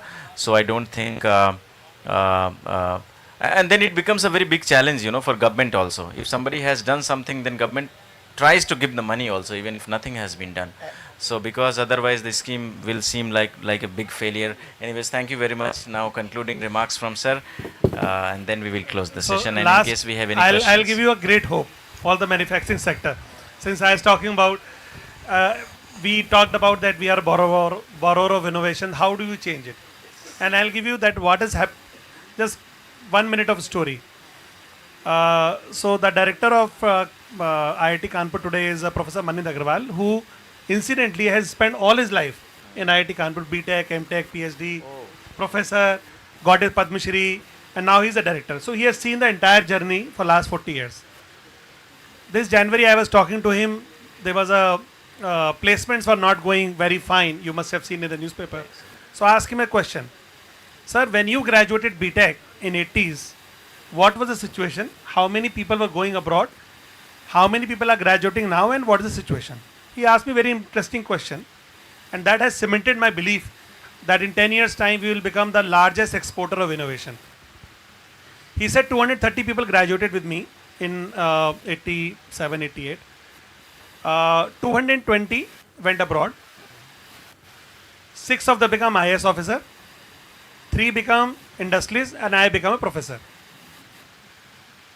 Today at IITK, this January, we have close to 1100 people graduated. Now take a guess how many have decided to take job abroad. Any guess? Less than 5, exactly. Less than single digit percentage point.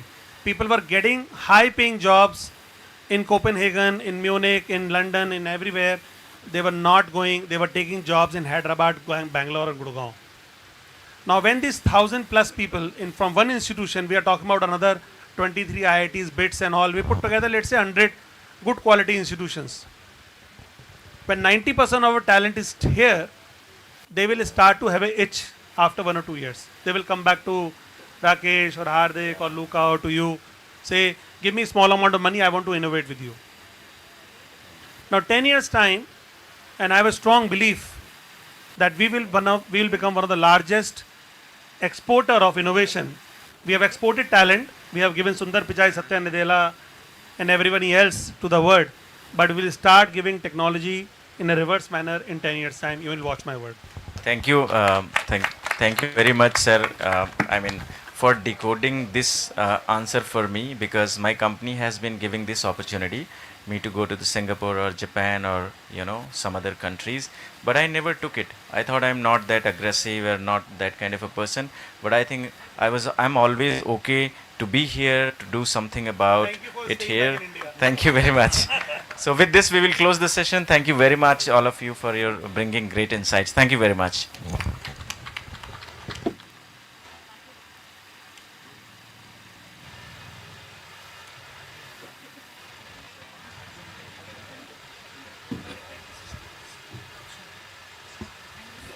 Checked, yes, thank you. Okay, I just request everyone to stay back. May I please request Preeti Mishra, Managing Director of Mesh Mix Media, to honor the speakers with certificates.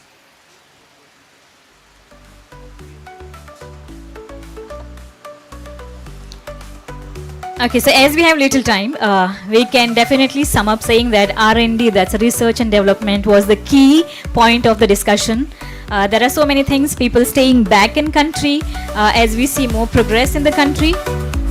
We also heard the bridging of gap of learning as the industry giants coming and teaching those who are not part of the same curriculum.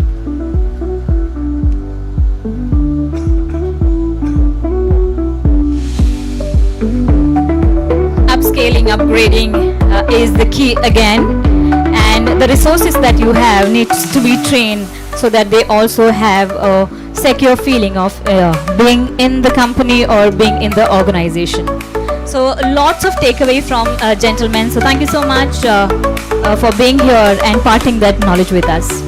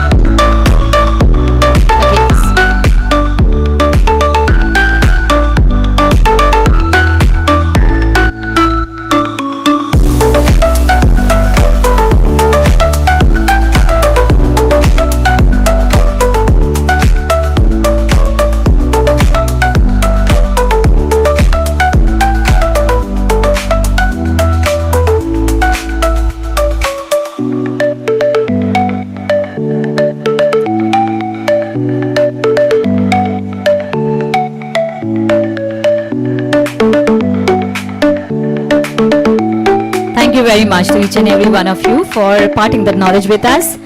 And now it's the beginning of Samurai of Belgavi, We have a small video to be presented here, but by then, may I please invite Dinesh Mishra, Senior VP Strategy at Meshmax Media, on the stage.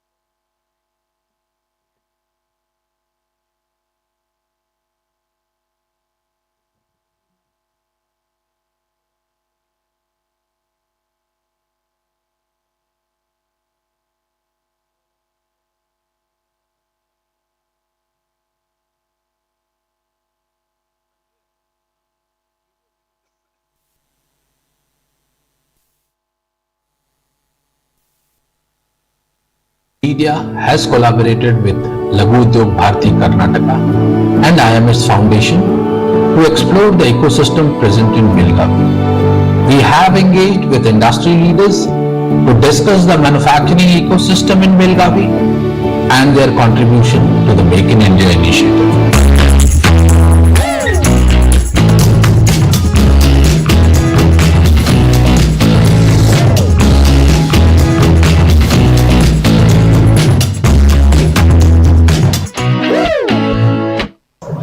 Belgavi, the industrialization started way back in 1960s. It's been a long 60 years in Belgavi. You can see there are so many industrialists and entrepreneurs here in Belgavi actually who build this ecosystem.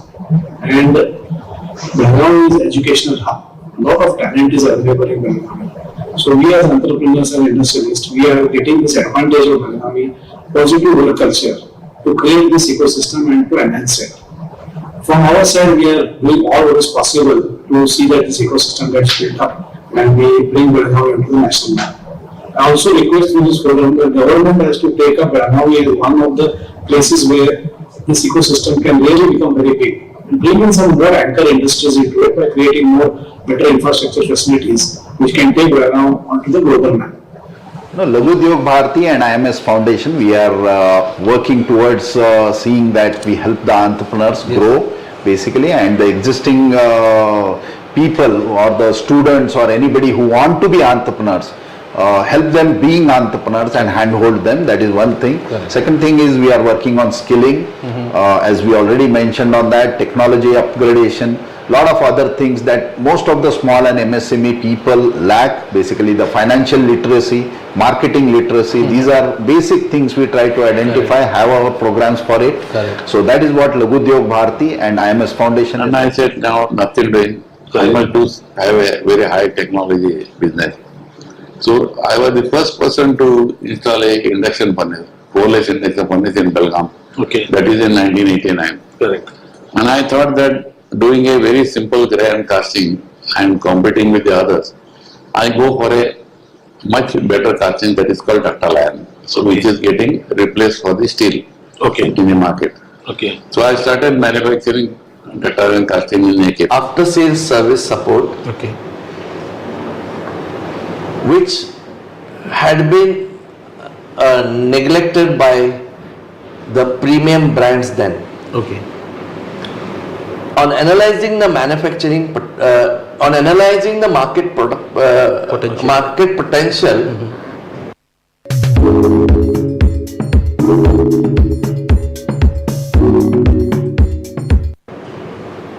for high pressure hydraulics, the company started its operation in rented premises with in-house design. Other component than crankshaft.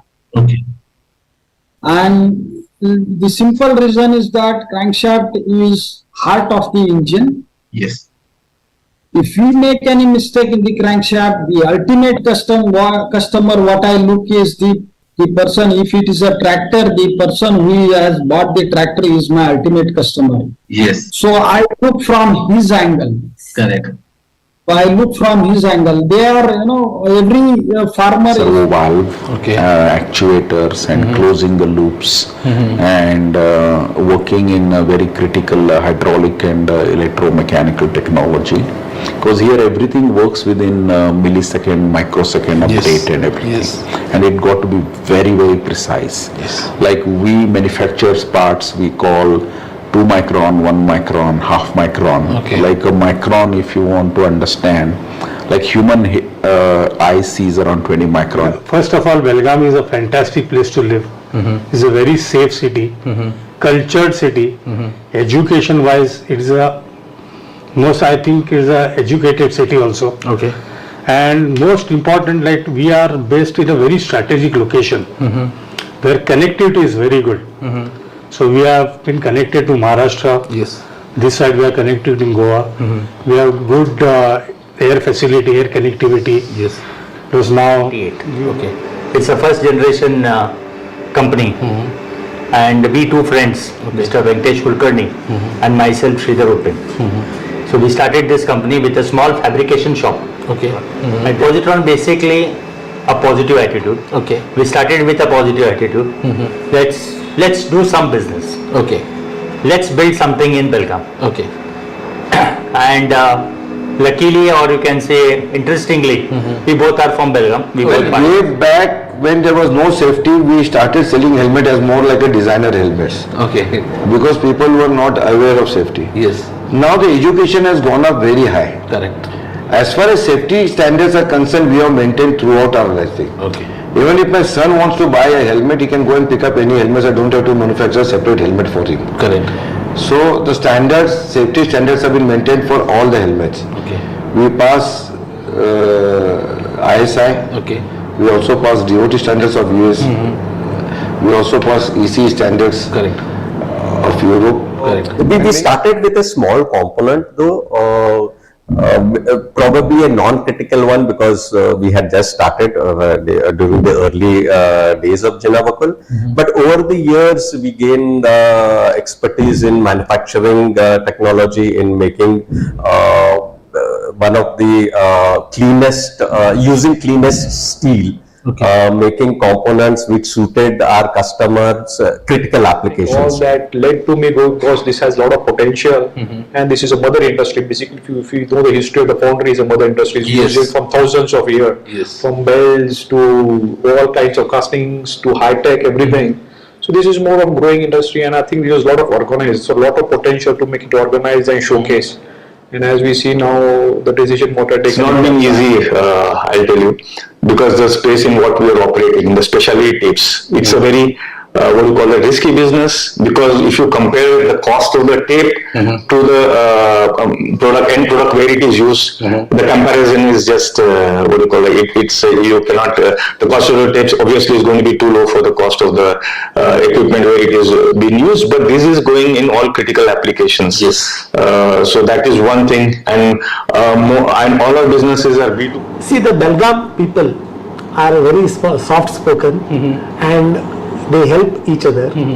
And if you see the industry which has grown in Belgaum, it is grown because of the interest taken by the entrepreneurs.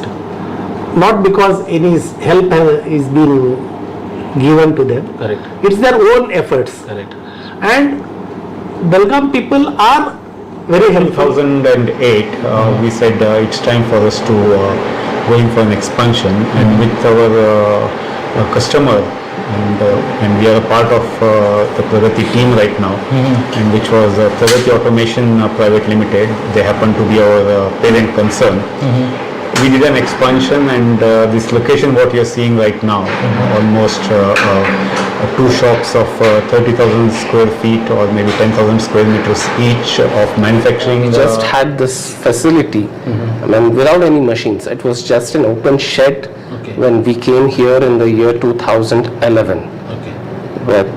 Then we invested in the machineries, and even in manpower we invested.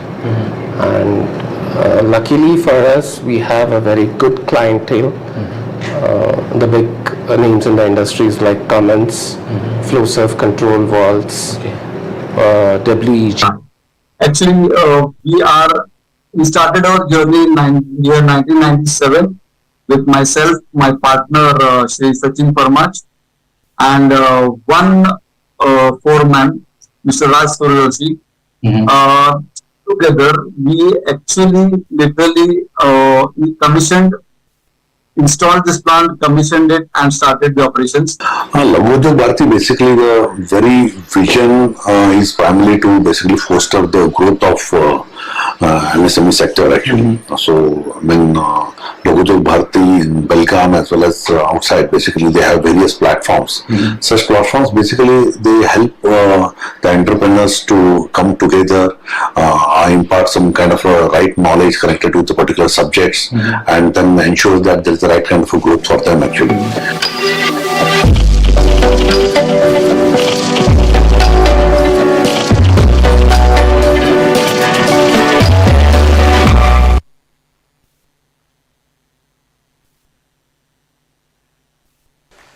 Very good evening, ladies and gentlemen. Before I speak about the video, I wanted to thank all our jury, Dr. Nikhil, Dr. Patil, Dr. Kakanitkar, Dr. Ruchi, Dr. Dev Malia, all our sponsors, Rakesh ji, Mr. Luca Mathiucci, who has come all the way from Delhi, Mr. Uday Narang, and all the people, all the guests who have gathered. What started with a phone call from Bhojraj ji, and initially he wanted Mix Media to do a bit of content for their annual meeting in Belgavi. We spoke a couple of times, then we got a nod from Dr. Sachin Sabnis, the president of Belgavi Karnataka chapter. He said, Dinesh, when you are doing, okay, so if you are doing content, why don't you come and have a couple of days shoot? So I thought it was 3-4 interviews. We initially scheduled 6-7, but when I reached Belgavi, what I saw entrepreneur spirit, I saw people, I saw passion. And before we present, I take this opportunity to thank Dr. Sachin Sabnis, Bhojraj ji, Mr. Mahesh Inamdar ji, who has traveled all the way from Belgavi. I know, Mahesh ji, you are busy. You were busy, and thank you for accepting my invite and coming to Samurai Awards 5th edition. Thank you, ladies and gentlemen. Thank you. Thank you.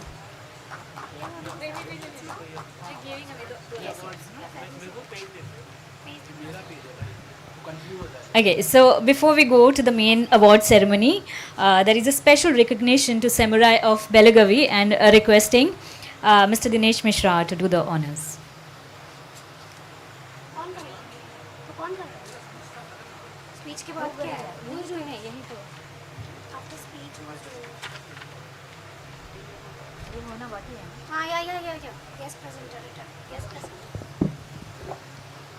Okay, so thank you so much. Now we have a guest presenter, Mr. Luca Mathiucci, Managing Director, Marpos India, and our honoree is Mr. Sachin Sabnis, MD Belgavi Forecast Private Limited.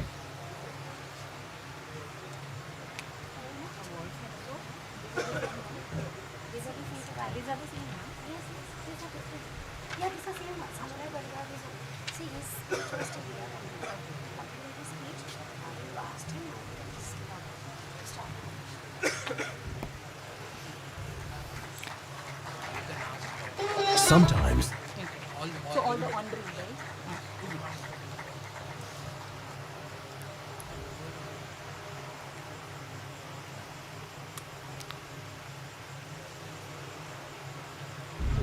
So thank you so much. And to all the honoree, we would really request you to have few words, 2 minutes of time. Sachin sir, please.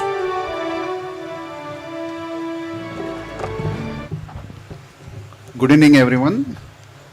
Basically, I would like to thank Dinesh Mishra ji and Meshmix Media out here for highlighting the entrepreneurial spirit in a place like Belgavi. It's a tier 2 city, just about 100 kilometers from Goa.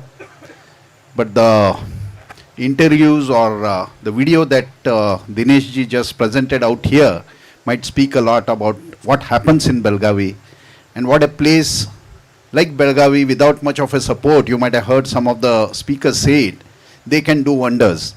And as we have been going through this evening, we are trying to speak about the MSMEs and the role the MSMEs are going to play in the growth of this nation or the GDP, whatever we are speaking about, $3.7 trillion economy, or maybe a 5 trillion or a 10 trillion down the line. The major contribution to this economy is going to come out of MSMEs, and the role that MSMEs, the employment generation that they are going to do is going to be huge. And places like Belgavi or Tier 2 cities are going to be the hubs for the future automations, the future manufacturing, the future global manufacturing that's going to happen in India. So thank you once again, Meshmix Media, for this honor. Thank you very much. Thank you so much, sir.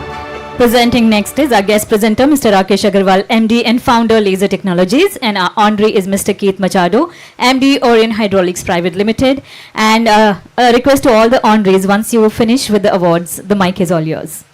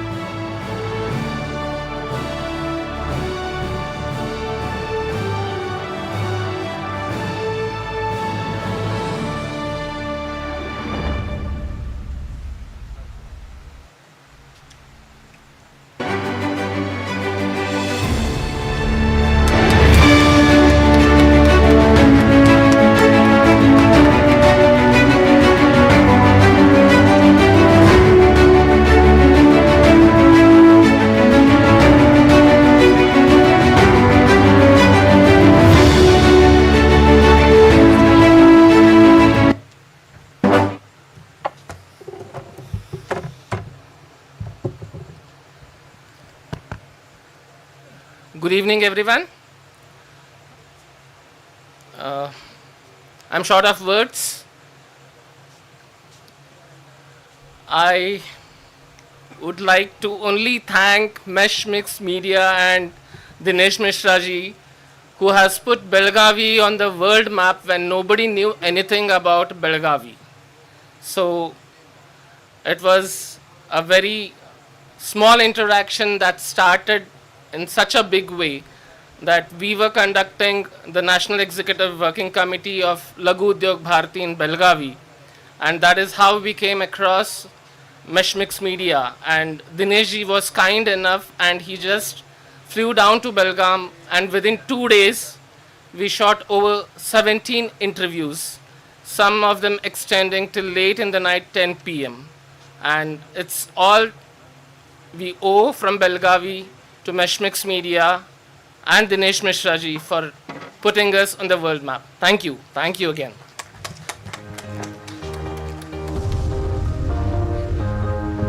Thank you so much, sir. Our guest presenter for the next award is Mr. Uday Narang, founder and chairman, Omega Seki Mobility, and honoree is Mr. Dayanand Netalkar, MD, Srinivas Induction Hardening.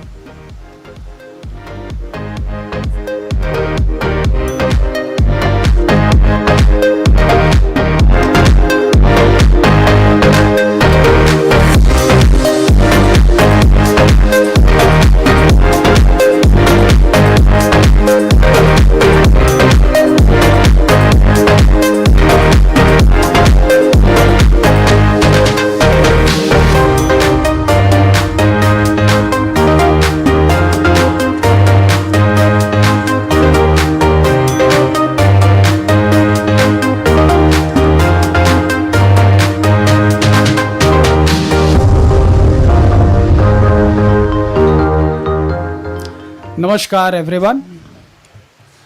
I thank you, Mr. Mishra ji. In fact, I was not there in Belgaum when he came for the photo shoot, so we had to do something else. So I also thank the Meshmix Media. Thank you so much for coming to Belgaum and having this presentation. As rightly said by Inamdar, you have really put Belgaum industries in the world map, and we really do a good job in Belgaum. Belgaum being a small city, we really do a good job. In fact, I manufacture crankshafts, and crankshafts, as rightly said, it's the heart of the engine where micron counts, and we supply to most of the OEMs like Mahindra's, John Deere, Tata Motors, and so many. Thank you once again. Bye bye. The small Belgavi has turned into big with all the efforts, sir. Thank you so much. May I please request our guest presenter, Dr. Nikhil Agarwal, Managing Director, FITT, IIT Delhi, and Andre is Dr. Deepak Dadhoti, MD, Servo Controls, Aerospace and Technologies Private Limited.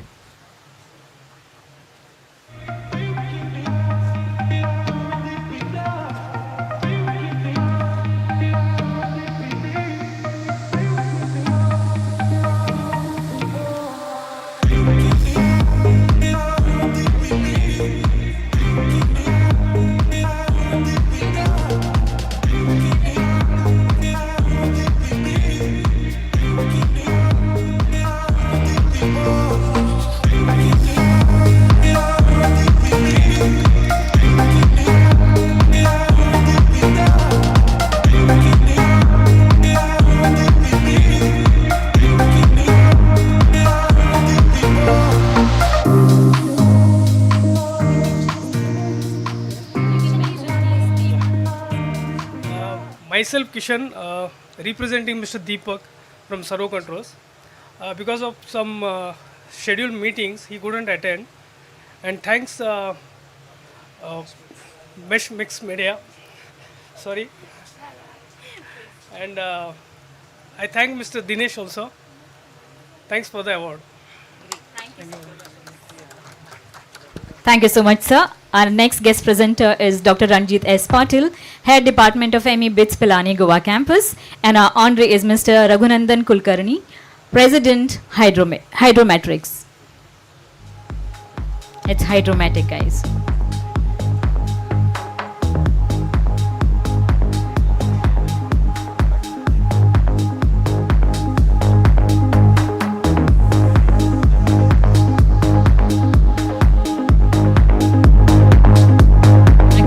Somebody else to receive the award on his behalf.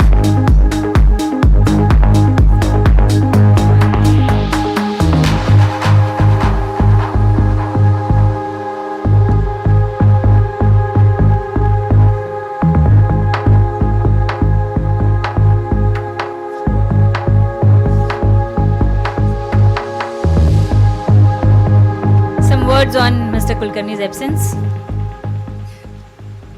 Well, the first award I accepted on behalf of Mr. Keith Machado and second on Mr. Kulkarni's name. And I don't know what to talk now because I have to again take my award as well.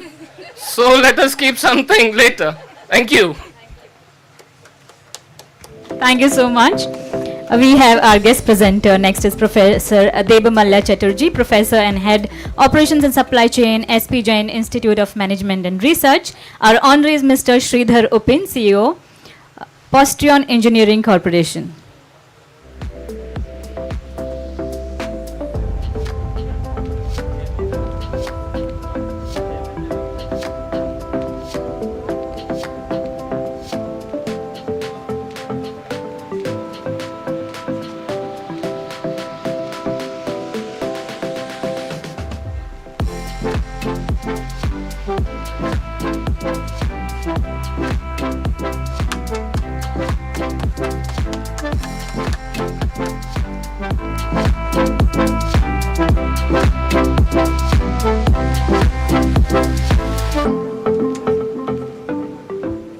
Good evening, everyone. I'm accepting this award on behalf of Positron Engineering's Sridhar Upin is the CEO of this company.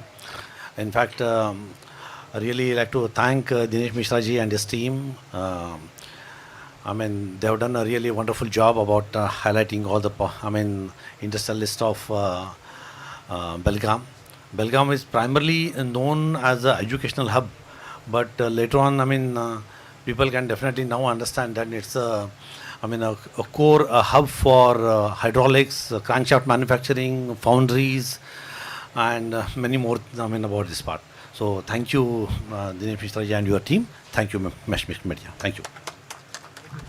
Thank you so much, sir. Our next guest presenter is Dr. Ruchi Agarwal, Assistant Professor of Strategy Management Development Institute, MDI, Gurgaon. And our honoree is Mr. Balachandra Badan, Executive Director, Jeena Bakul Forge Private Limited.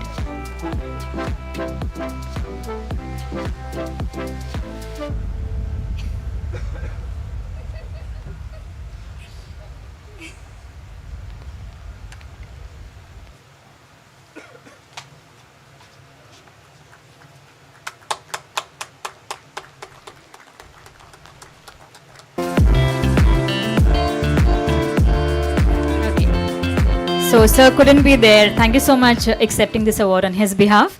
We have our next guest presenter, Dr. Ganesh Kakandikar, Associate Dean, MIT World Peace University.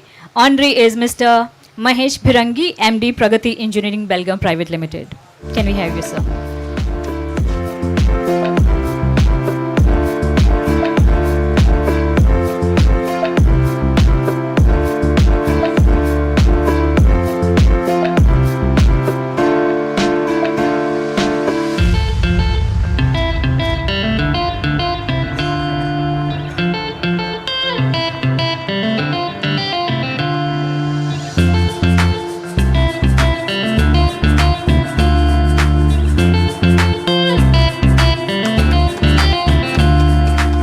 It's very kind of you for all the projects without telling us, asking. Thank you so much.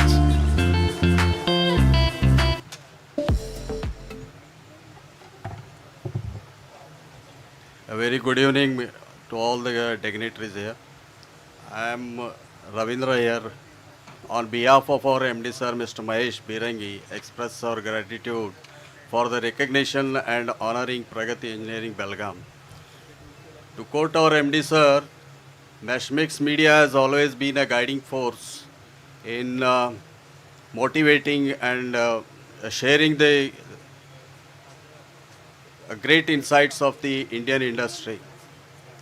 Mesh Mix Media has also brought the Indian Belgavi industry into on the world map. We once again thank you, Mesh Mix Media. Thank you. Thank you to one and all. Thank you so much, sir.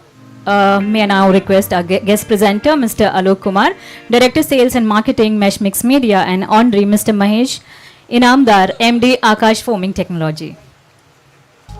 Finally, sir.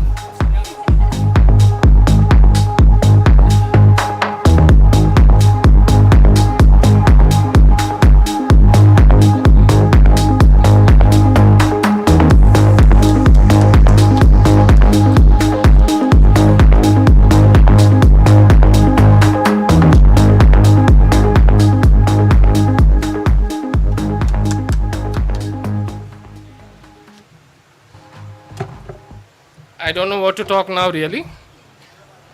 Finally, I have taken my award. I hope Dinesh ji is putting this tomorrow on all the social media platforms and somebody might really, it might help me कि ये आदमी बहुत award जीत चुका है तो पक्का कुछ होगा इसमें. So hopefully it works well for me. I again thank Mesh Mix Media and I thank all my Belgavi members who have not come here, on whose behalf I have been accepting awards. Thank you. Thank you, everyone. Thank you so much, sir. Our next guest presenter is Miss Pankti Agarwal, co-founder Laser Technologies, and our honoree is Mr. Ashish Kulkarni, CEO, Garuda Allied Technologies.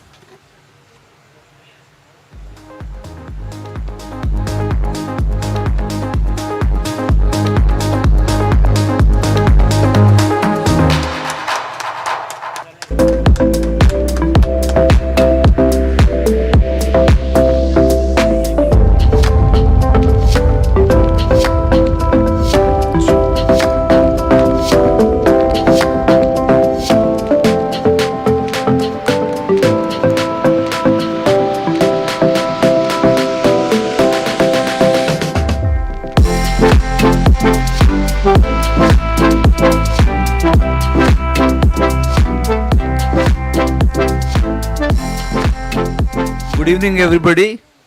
I am Ashish Kulkarni, as you just heard from Garuda Light Technologies.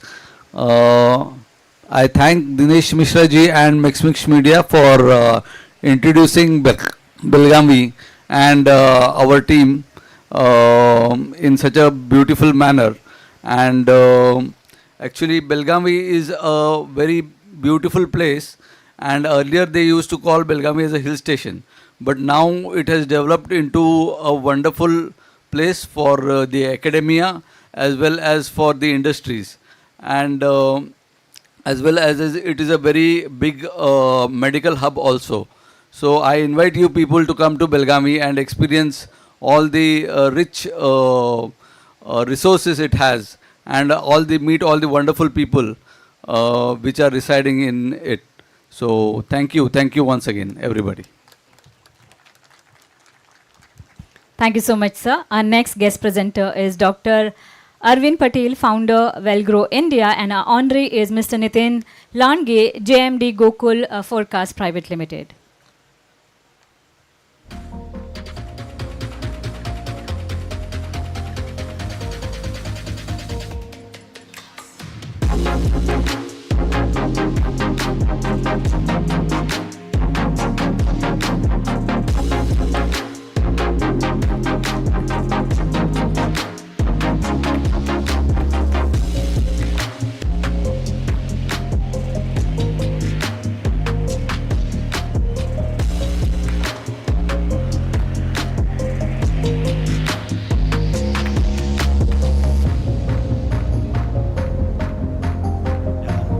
Thank you, Mesh Media, for the award and all the wonderful, work what they have done towards the Belgavi people. Once again, thank you, Mesh Media. Thank you.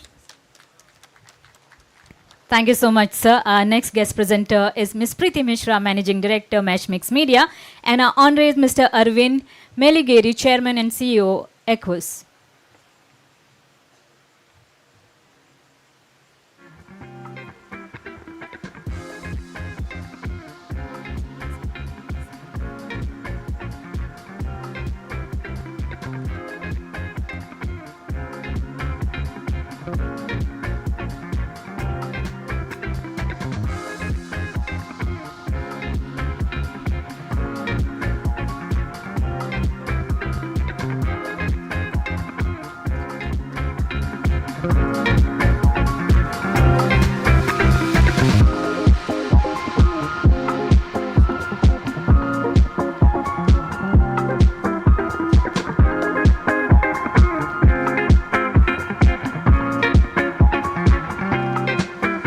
Once again, I am receiving this award on behalf of Mr. Meligeri.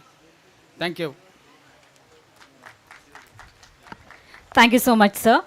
This was Samurai of Belgavi honoree, and the achievements definitely inspire all of us here.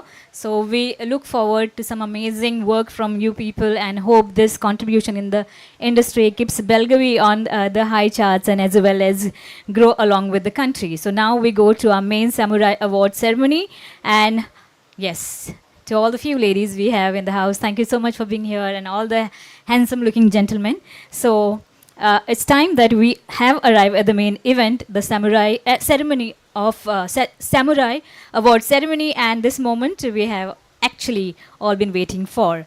So let me first invite the jury members on stage. Dr. Ranjit S. Patil, Head Department of ME, BITS Pilani, Goa Campus. Dr. Nikhil Agarwal, Managing Director, FITT, IIT Delhi. Professor Debmalya Chatterjee, Professor and Head Operations and Supply Chain, SP Jain Institute of Management and Research. Dr. Ganesh Kakandikar, Associate Dean, MIT World Peace University. Dr. Ruchi Agarwal, Assistant Professor of Strategy Management Development Institute, Gurgaon. We really thank you as you've been helping us presenting this awards now. Can we please have Mr. Luca Matici, MD, Marpos India, to present certifications to our juries.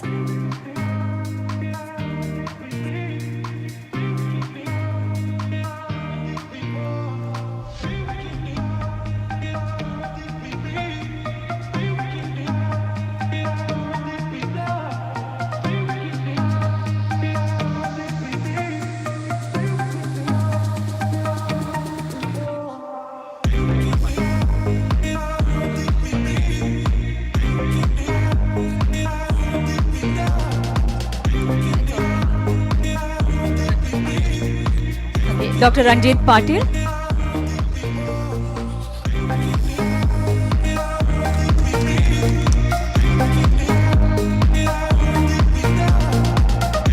A token of appreciation to Dr. Nikhil Agarwal.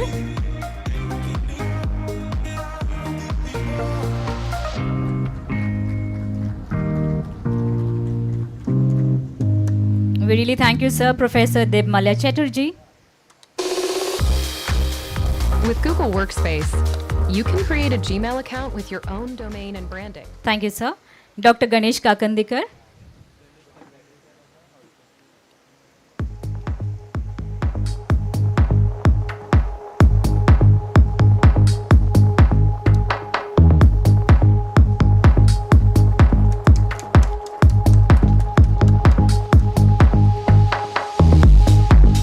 And to Dr. Ruchi Agarwal.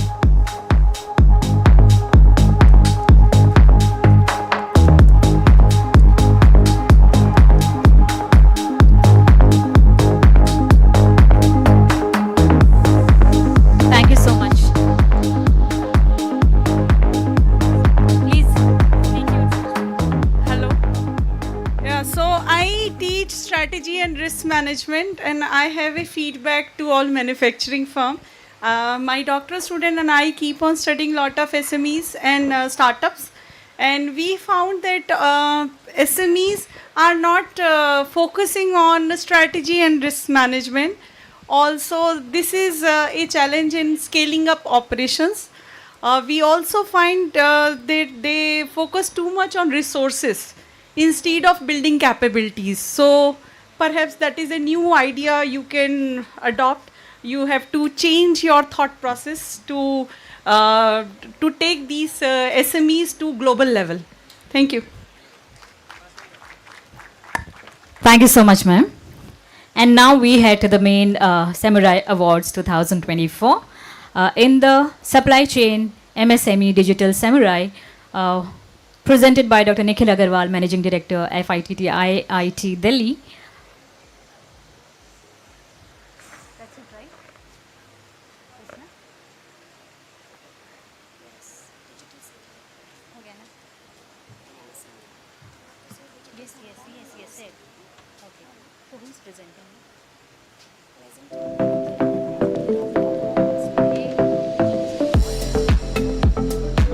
Okay, so just 2 minutes here, just waiting for the list.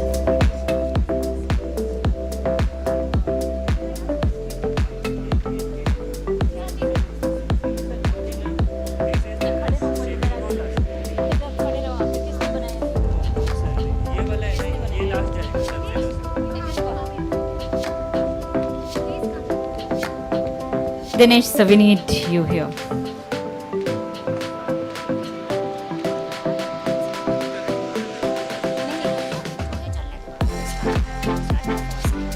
Okay. Why results have to be so complicated always?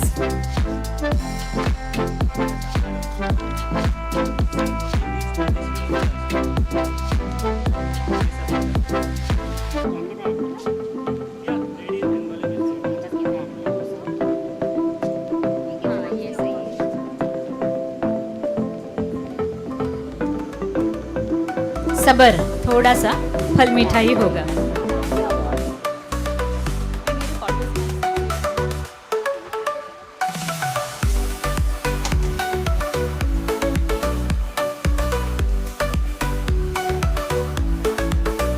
Okay, the first award for this evening is a Digital Samurai Award. This is a new category we introduced around 2 years back, particularly the companies which are innovating in digital space and using digital technologies to improve their manufacturing. And I'm proud to present this award to Uno Express.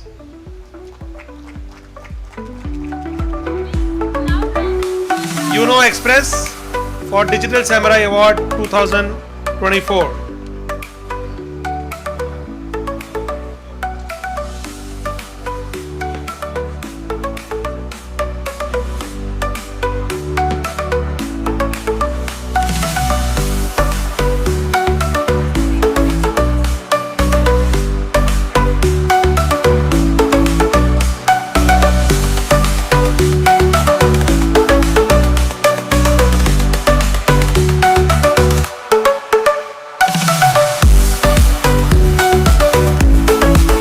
so much, sir. Our next award is Productivity Samurai. May I please call upon Dr. Ruchi Agarwal, Assistant Professor of Strategy, MDI Gurgaon.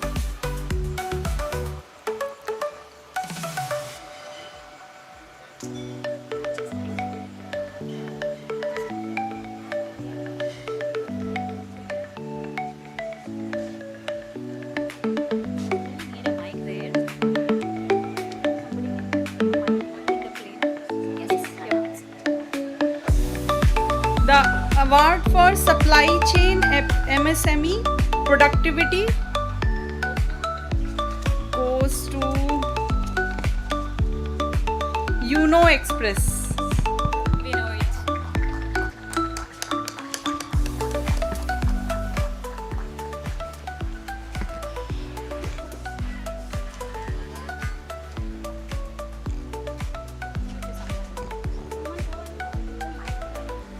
Let them go in the center. No? Let them go in the center.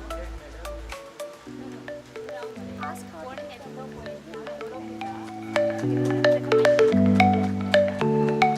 not these.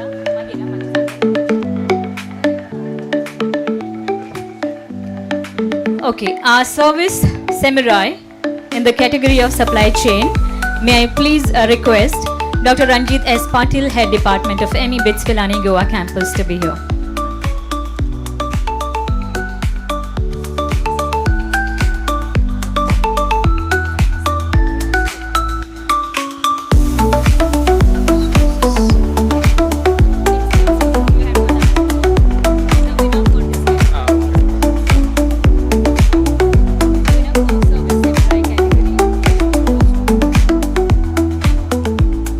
Service samurai, no? This is XRE.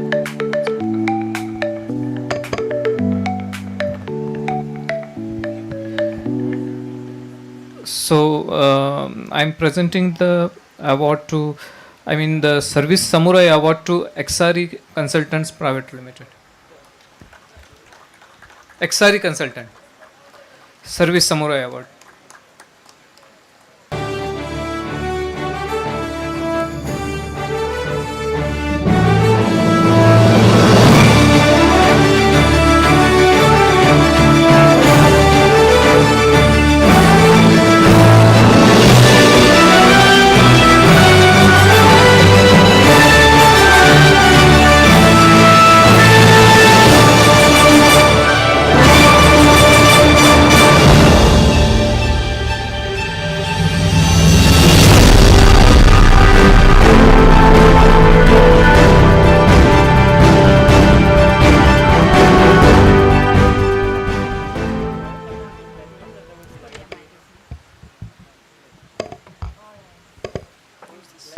Yes, please.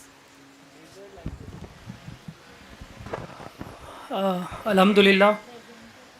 Thank you so much, Meshmix Media, Dinesh Bhai, Preeti ma'am, for giving this opportunity to represent XRE consultants in this prestigious award, which is continuously going from last 5 years. And I am really a fan of Meshmix Media, what you guys are doing to uplift the supply chain and the industrial or the manufacturing industries in the country. First of all, I would like to tell you about myself. I am Zafir Ahmed and I am the co-founder and the managing director for Industrial and Warehousing Services at XRE Consultants. We are a very new company. We have just found out in the year 2021, end of 21. We are just 3 years old organization. But the intention of finding this company was very different. You know, there are a lot of consultants, supply chain consultants, or you can say the real estate consultants, which is out there in the market in all corners of Indian cities or the you can say all places. But at the same time, how we are different, why we are different, is makes us the XRE consultants. So definitely we have find out the problem in the market and we have got the solution for that. Generally, the normal real estate consultants are, just giving you the space. They don't tell you how to manage those particular space, right? So we at XRE Consultant has launched the service of supply chain consulting at the same time where we are doing the real estate consulting also. We tell you how to optimize your space.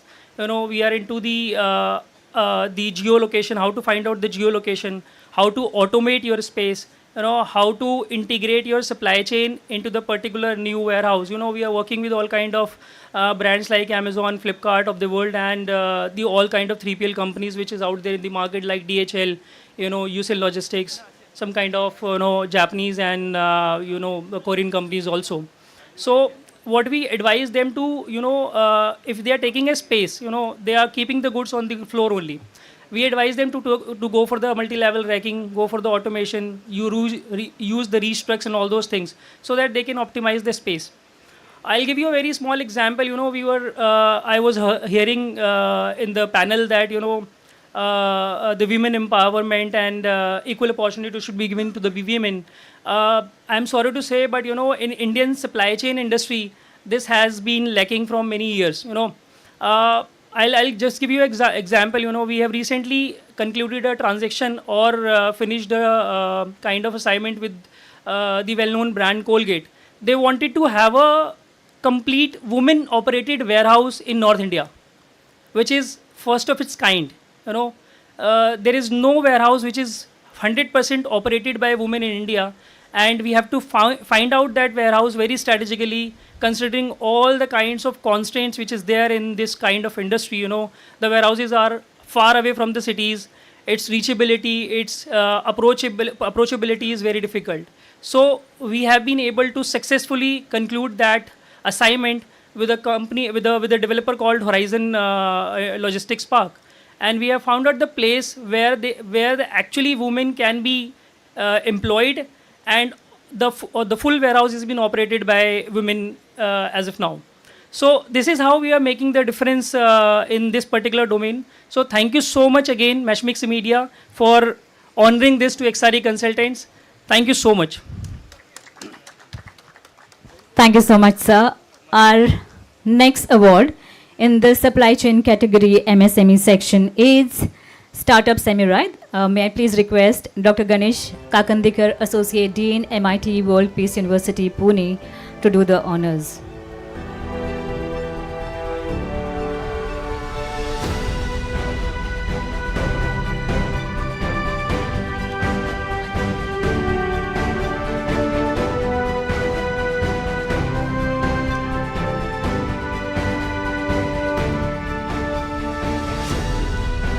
Under MSME in supply chain, the Startup Samurai Award goes to Ruzen Energy Private Limited.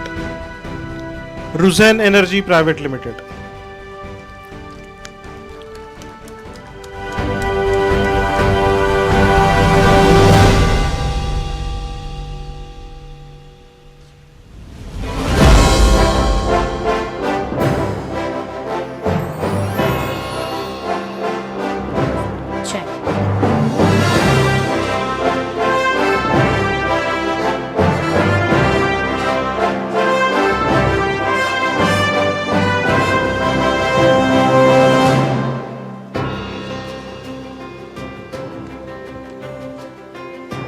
Thank you so much, sir.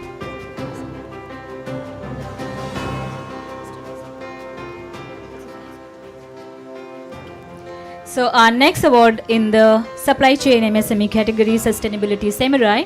May I please request Professor Debmali Chatterjee, Professor and Head Operations and Supply Chain, SP Jain Institute of Management and Research, to do the honors.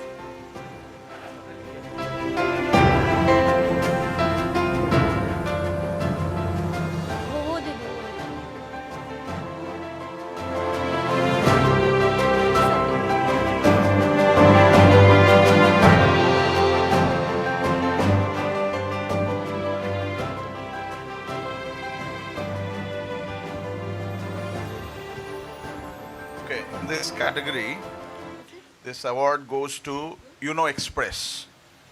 Congrats. Thank you so much for the applauses. थोड़ा सा अगर जोर से आवाज आती है ना तो थोड़ी उम्मीदें और हौसले बढ़ जाते हैं.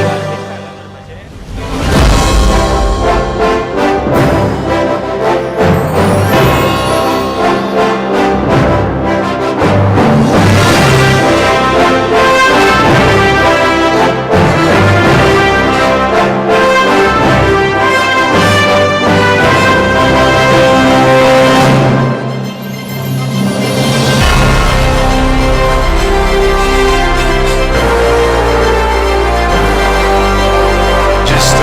just want to say, Uno Express we quietly at OSM have been building,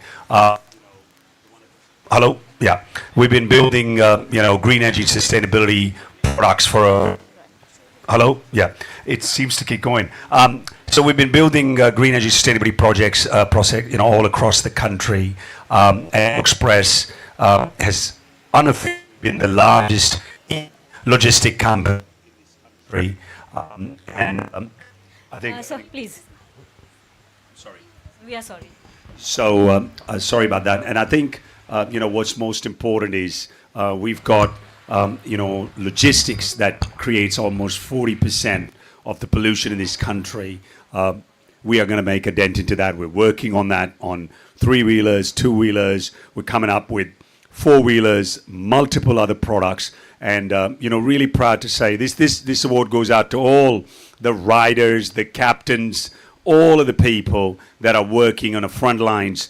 I see all these startups where, the founders are making billions, but I think it's those riders, it's those drivers that need to be paid more. They need to be looked after more. And one more thank you to Kishan-san, who runs Uno Express for me.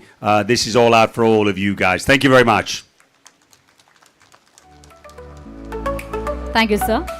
Our next award in the supply chain MSME category, may I please request Mr. Sachin Sabnis, MD Belgavi Forecast Private Limited to do the honors. It's the category Shogun Samurai, and there we go.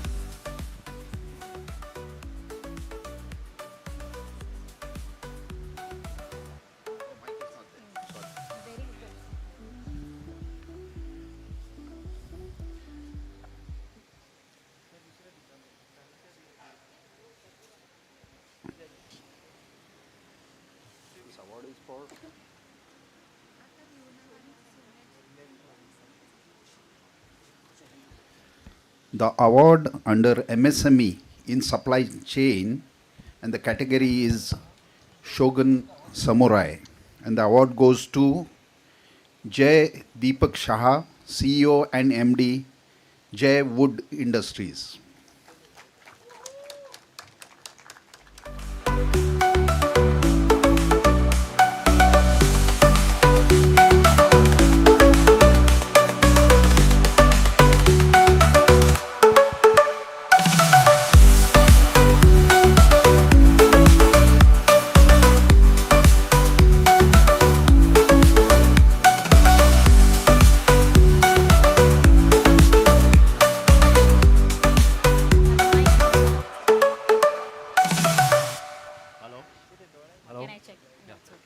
Hello, thank you so much. Thank you, jury, for giving me this prestigious award. And a special thank you to my family, my wife, my mother, who, because of their support, I am here where I am. And thank you, Dinesh Mishra, for this wonderful event. Thank you so much, sir. Okay, we go to our next category, which is Supply Chain Large Enterprise. And the first category is Innovation Samurai. May I please request Mr. Luca Mattiucci, Managing Director, Marpos India, to please be on the stage.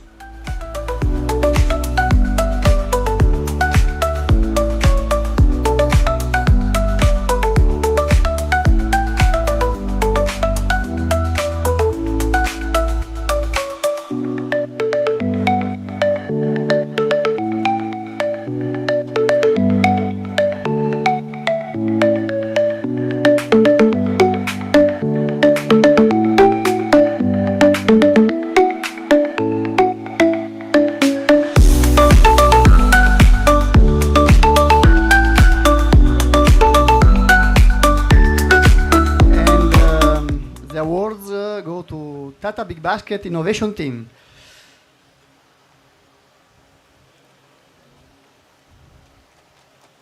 Eccoci. Innovation Samurai goes to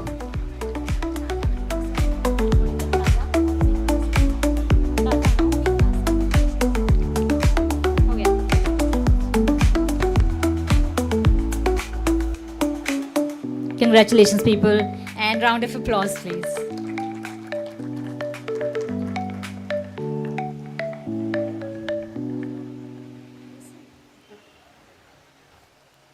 Few words from you guys. Yeah, thank you, Meshmix India and Mr. Dinesh for this award for recognizing the hardware part of Big Basket. So all e-commerce companies are usually, the focus is on the software team. So we three are the hardware people inside Big Basket. So thanks for that recognition. And just a small thing, that panel which you had discussed IoT connectivity, preventive maintenance and data collections from machines. We have over 3,300 BB instant machines all over India. Every machine is IoT connected to the cloud. All preventive maintenance, data collection and diagnostics, everything is done IoT for the past 6 years. So thank you. It's great. Thank you so much. Our next award in supply chain large enterprise category productivity samurai. May I please request Hardik Someshwar to please be on the stage from Collins Aerospace.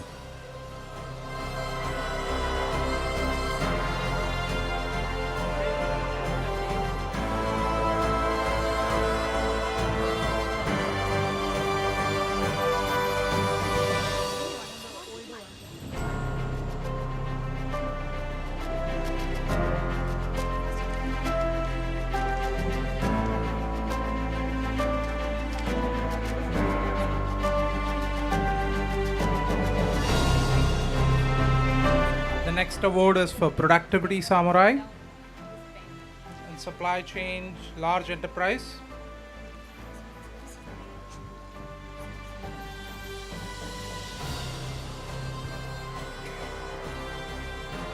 And the winner is Ace Designers Limited, Machining Center Division.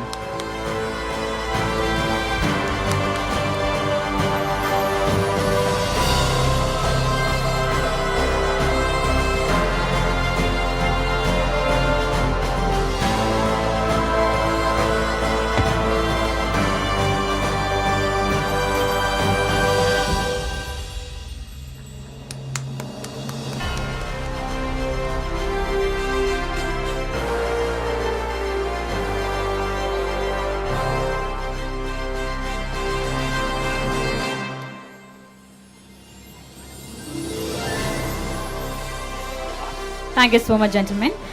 Our next award in supply chain large enterprise category is Sustainability Samurai. May I please request Mr. Zafar Ahmed, co-founder, X-Ray Consultant, to be on stage.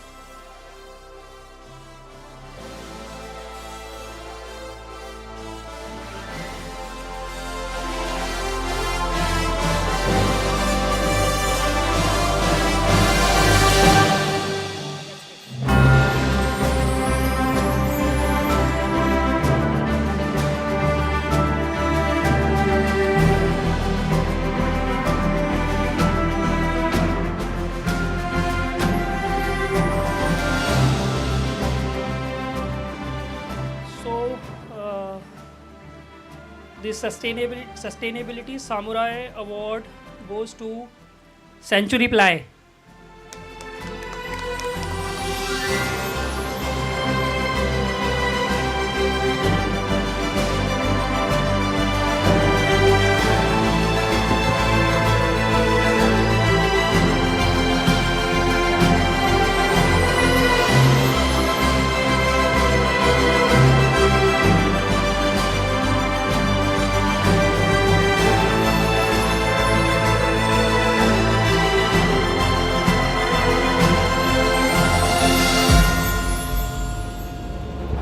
Sir, a few words from you.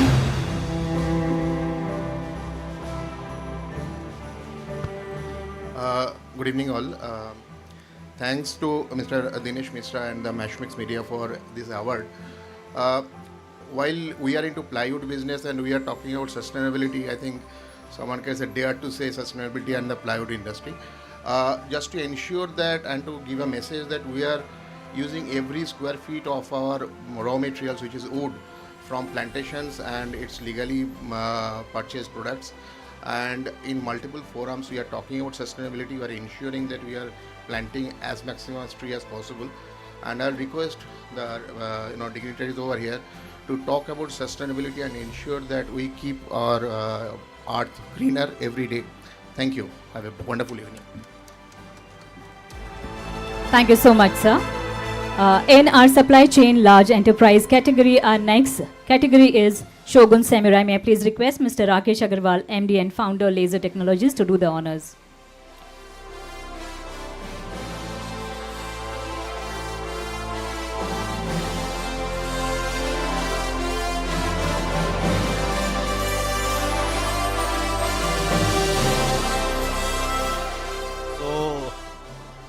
For supply chain large enterprise, Shogun Samurai Award goes to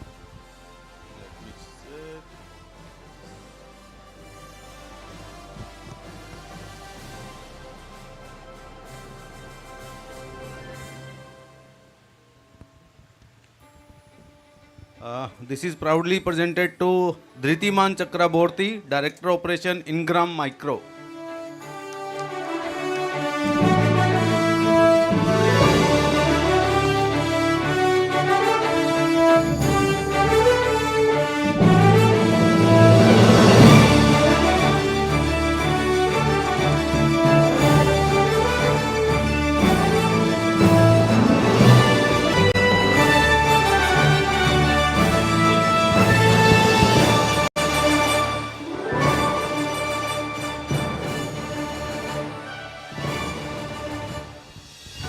Yeah, first of all, thank you to Meshmix Media and Mr. Dinesh Mishra for this award, and thank you to the jury members for selecting me.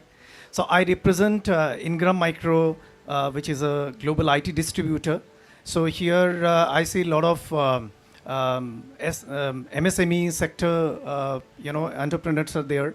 So in case you have any IT need, so we provide end-to-end IT service and solutions. So you can get in touch with me in case you have any IT requirement. Thank you so much. Great.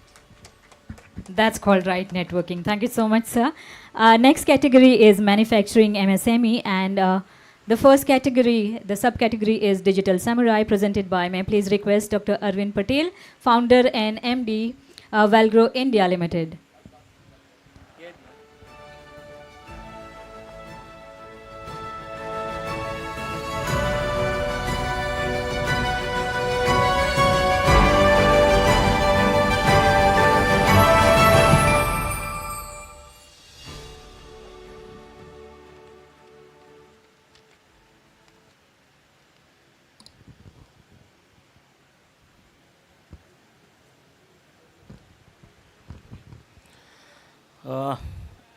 This award goes to M2 Next Solution Private Limited.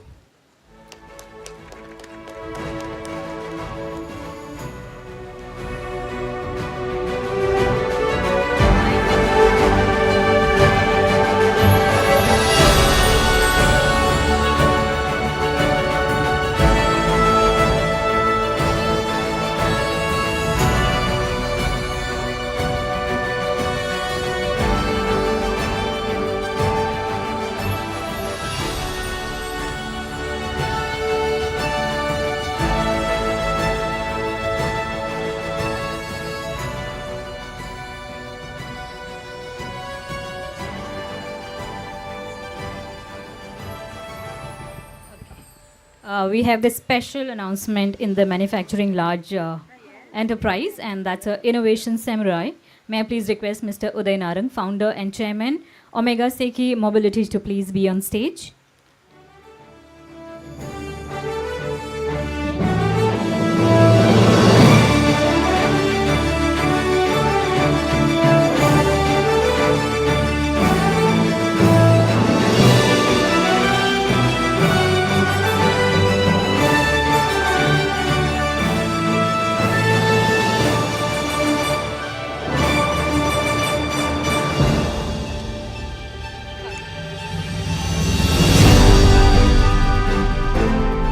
Manufacturing, large enterprise, innovation, samurai. And the winner is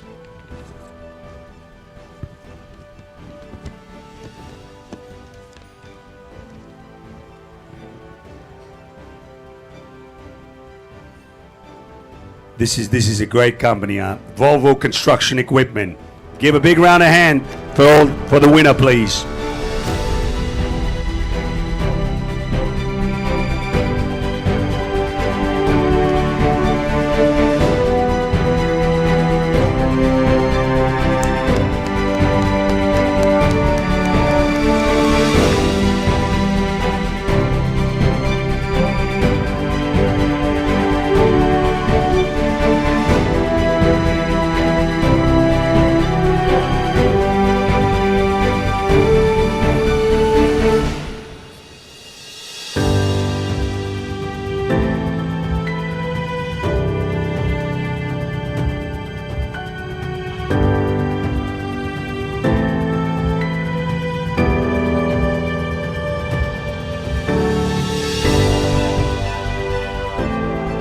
Thank you so much, sir. Okay, we come back to our manufacturing MSME category back. And this is now Innovation Samurai. May I please request Mr. Bhojraj ji, Secretary, Lagu Udyog Bharti, to be on stage, please.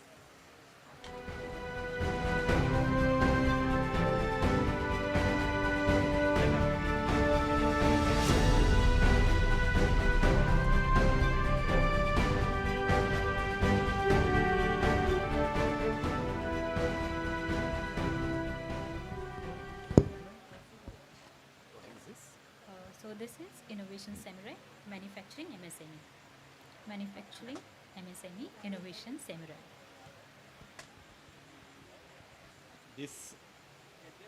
Hello everyone. This award is for Manufacturing MSME category, Innovation Samurai Award.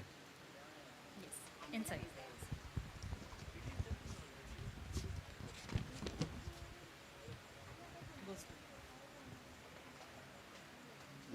Nano bubble.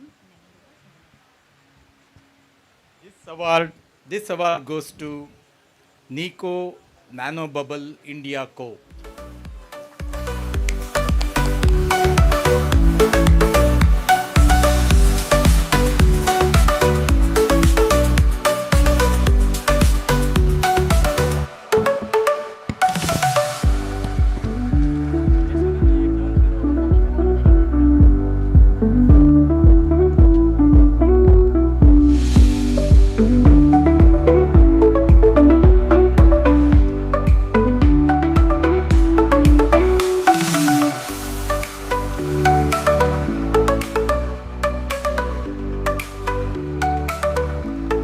Please read back.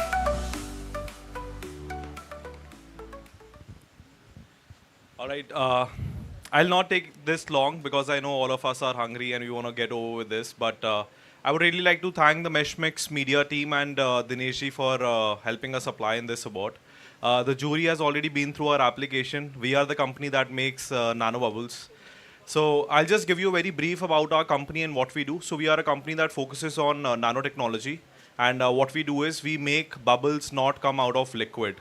So if you see a bubble that comes out of liquid, that's not what we do. We make the bubble stay in water for a longer period of time. And when we do that, there are a lot of benefits out of it. So, and also I would like to also tell you that we are the only company in India that has partnered in nanotechnology with the University of Oxford, putting India on global map for nanotechnology. And have won a state award also from Bangalore for our nanotechnology innovation. Very soon you'll be seeing a beverage item by the name of Iota Water that we're going to launch in the market next year. And that's only going to be all about oxygen-rich nanobubble water, which has more than trillions of nanobubbles, which is proven by research by University of Oxford. And that's going to give a lot of tremendous short-term and long-term benefits to the human body. So do have a look at that and check out the product. Thank you, everyone. We'll patiently wait for an year, sir. Thank you so much. Our next category is in manufacturing MSME is Productivity Samurai. May I please request our presenter, Preeti Mishra, Managing Director, Meshmix Media.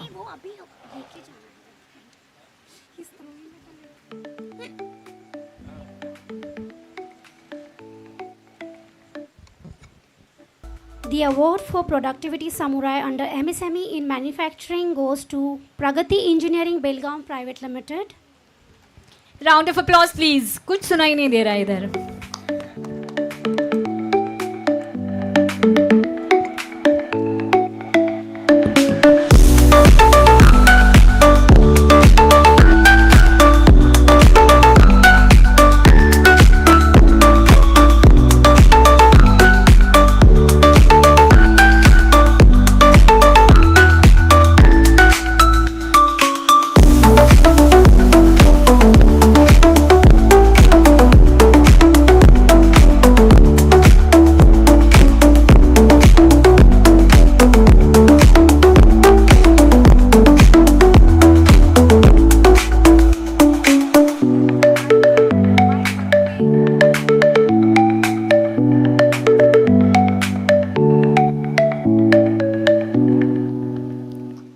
Thank you, everyone. Few words.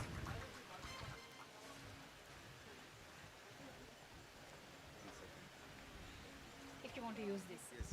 Yes.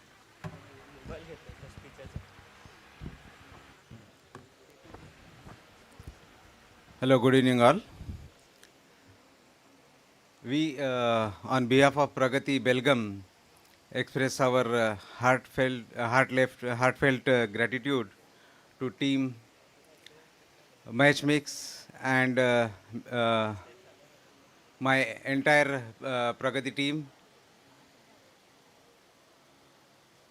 So it was indeed a remarkable journey with team industry Samurai Awards since 2021, who have continuously motivated our team by recognizing and honoring us. The journey is started, and this is one of the benchmark or milestone what we have achieved, and definitely I am confident that my team at Pragati is ready to put their heart and soul to accept the future challenges and give their best. Thank you once again to the team of Pragati and to team of Matchmix Media. Thank you once again.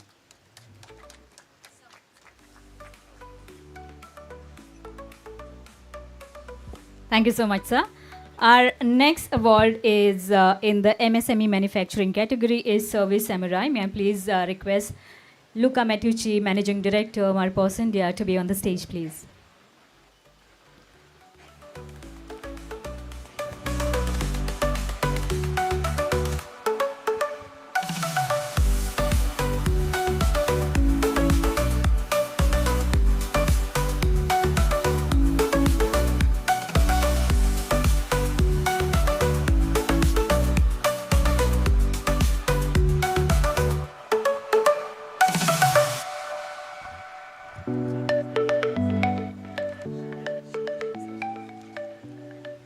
Manufacturing MSME Service Samurai Award goes to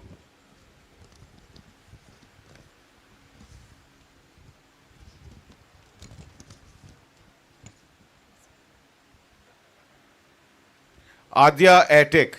Congratulations. Big round of applause.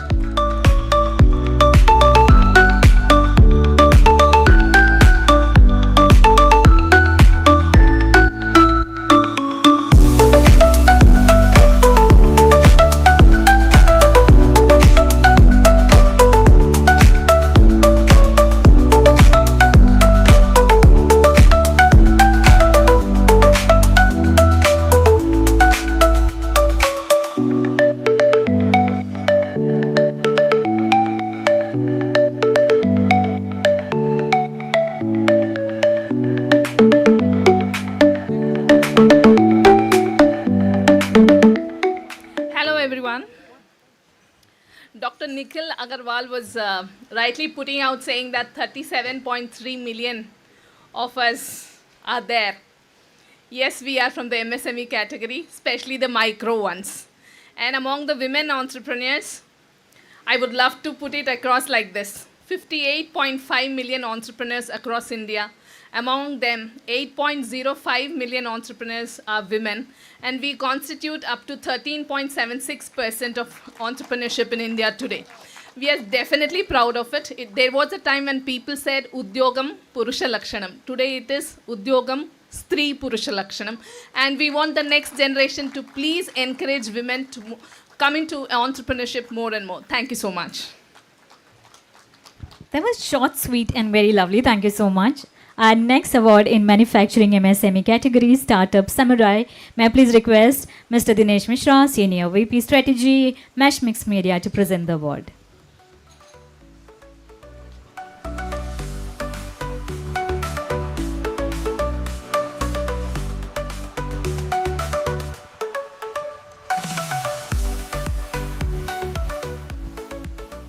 The Startup Samurai MSME Manufacturing goes to Nico Nanobubble India and Company.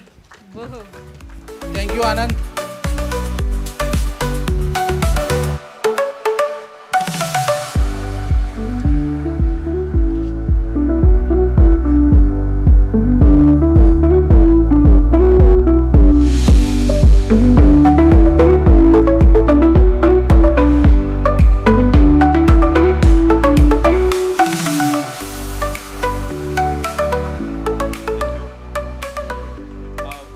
Back at it again. Sorry for that. But this time, what I would like to tell you is what we are doing is, first time in India. It's never been done before. So I would like to request all of you to come visit us. Our factories are open to everyone, to the jury members and to all the participants over here. We would love to showcase you what difference we are creating in the world. And our technology is adoptable in all the industries possible, wherever you're using any form of liquids, including water. And in very short, I would like to explain you what we do is we just enhance water and we give a lot of power to water just by using nanotechnology. So that's short and simple, and I'll be available over there for dinner and networking, so I can explain it better over there based on your process or industry. Thank you again. And thank you, Dineshji, for this opportunity. Thank you so much. Our next category is Sustainability Samurai, Manufacturing MSME. May I please request Mr. Mahesh Inamdar, MD, Akash Forming Technologies, to present the award.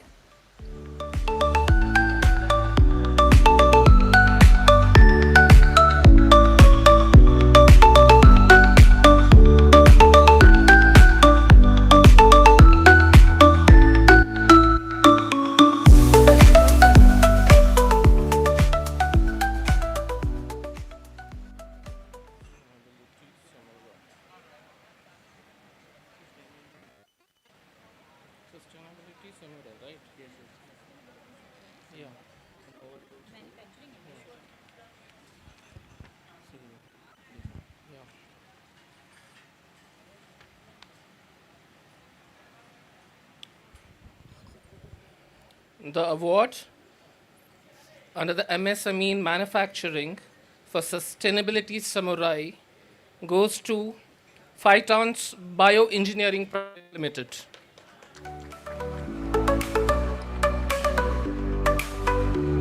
One, two.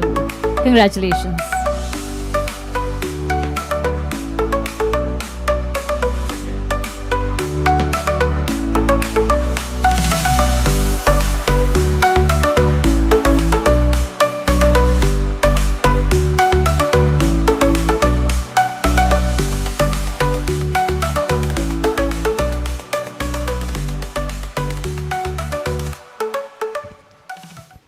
What an honor.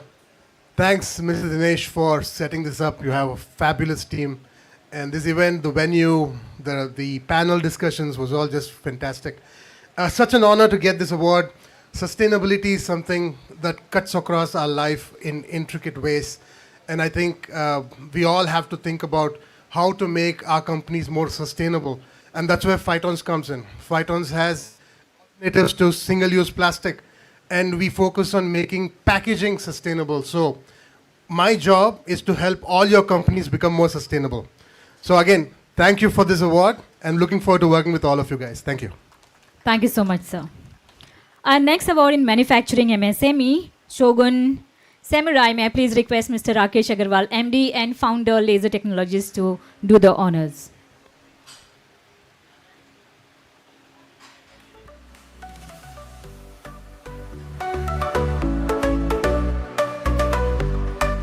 Mr. Rakesh Agarwal.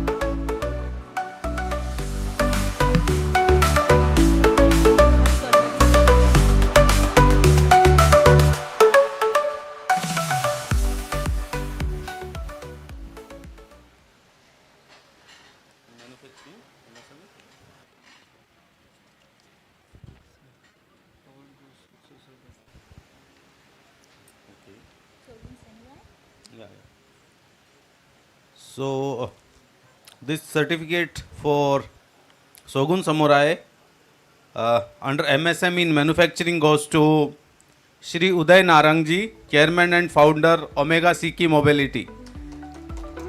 Yeah, a wonderful personality.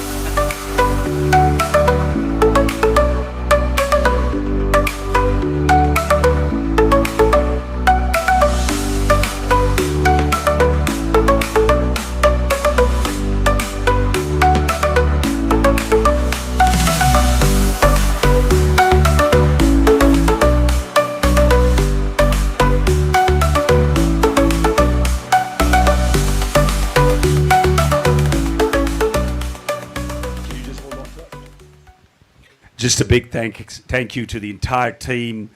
Green energy sustainability is close to my heart, and but really, this award really goes to all the men and women that work in my team at Omega Seki Mobility. At the OEM, at the plants, in marketing, in supply chain, production, digital media, PR, everybody that has made it work over the last 7-8 years. Lucas-san, it's always great to get these awards in front of you, my man. And I don't know how many years you're here in India anymore, but really appreciate it. Thank you, Dinesh-san, Meshmix, Preeti-san, for appreciating the hard work at Omega Seki Mobility. Really proud to achieve all of this. And when we get awards, it's all got from my team. Thank you so much, guys. Enjoy your night. Thank you so much, sir. Our next category is Manufacturing Large Enterprise. And may I please request Pritesh Singh, Senior Manager, NRI Consulting, to be on the stage to present the award.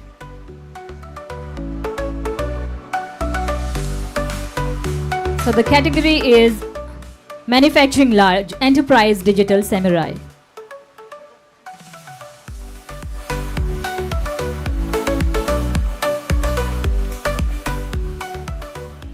And the award goes to Ace Designers Limited, Machining Center Division.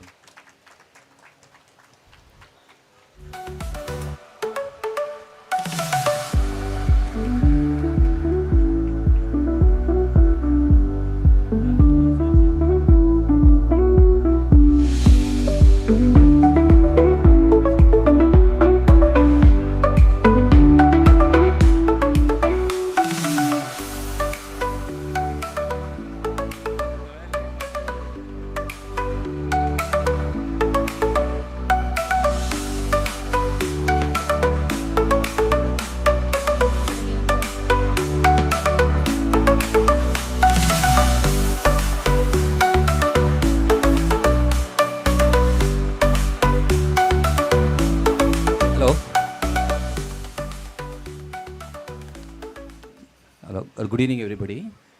Thank you very much, Meshmix Media and Dinesh Mishra, for arranging this beautiful evening and for the identifying the required digitization initiative in our company. Ours is a large manufacturing company with 40 plus years in this field, and we have sold about 90,000 machines in the field. With all our indigenous products, indigenous design, and thanks for Meshmix Media to encouraging such companies like us, and it's all because of all the customers, we are here. Thank you very much for everybody. Thank you very much. Thank you so much, sir. Our next category in Manufacturing Large Enterprise is Productivity Samurai. May I please request Dr. Sachin Sabnis, MD Belgavi Forecast Private Limited, to please do the honors.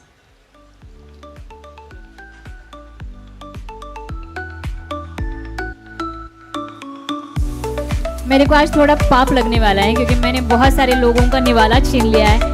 They are eating out there and I'm calling them here. So please make yourself available for a short period of time. Let's celebrate the success of people who have been really working very hard on their dreams.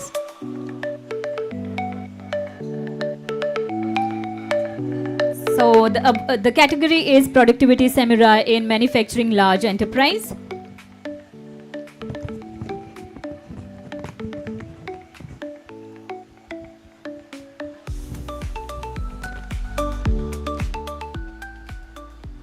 So the award for Productivity Samurai under Large Enterprise in Manufacturing goes to Sud Chemi India Private Limited.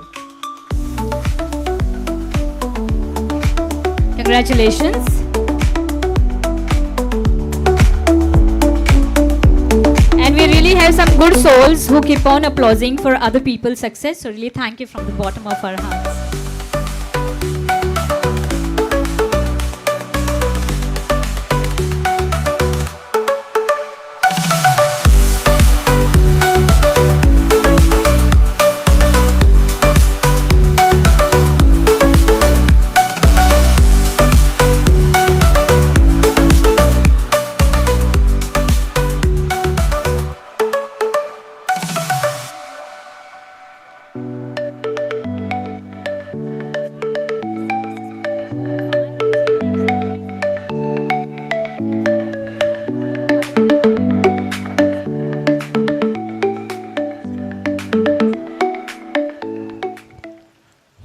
Thank you very much, Meshmix, for organizing this wonderful event. Where all the industries get encouraged and are recognized their good work.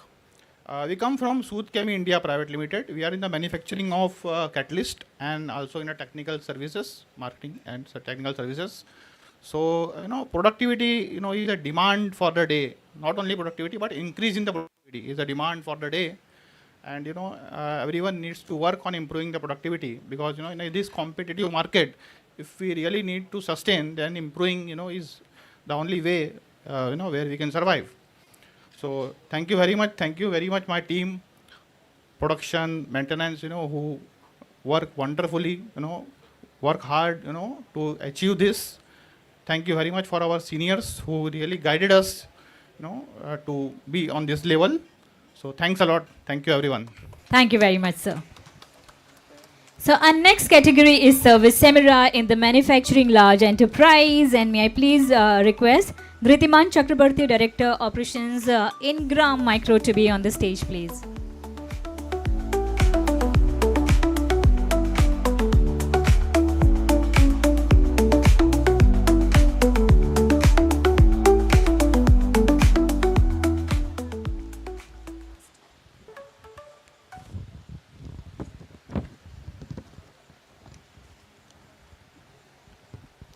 The category is Large Enterprise Manufacturing, and the Service Samurai Award goes to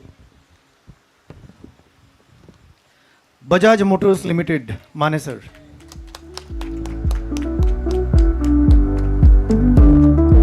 I absolutely take it that you have glasses or something in your hand and you can't applaud, but we know your waves are absolutely reaching out to our podium. Thank you.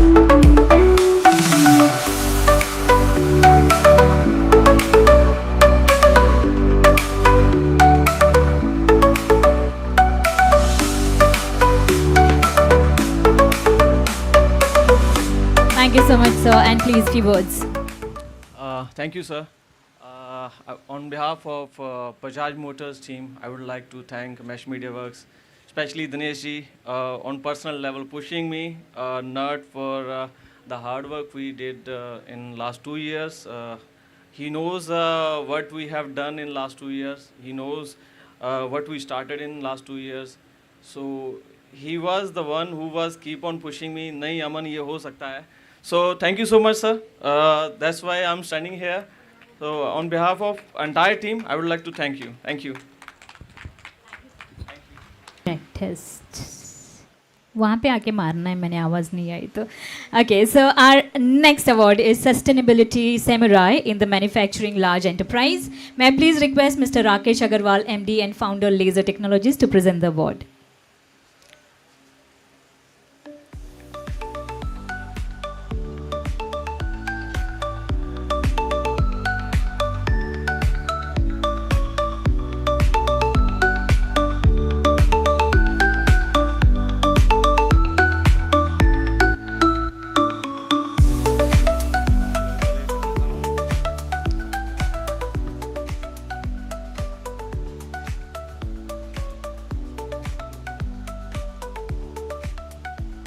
So the Sustainability Samurai under Large Enterprise in Manufacturing goes to Best Value Chem Private Limited. A big round of applause for Congratulations, Best guys. Value Chem Private Limited. Thank you, sir.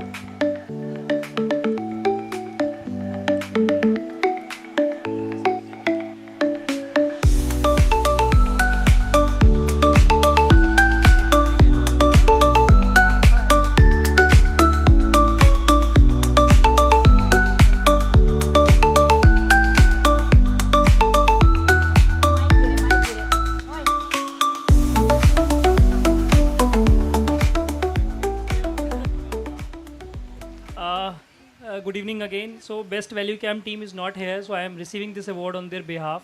So thank you so much Meshmix Media and Dinesh Bhai for this award to Best Value Cam. Thank you. Thank you so much. I love the name actually. Whatever you say, it is always best. Thank you so much.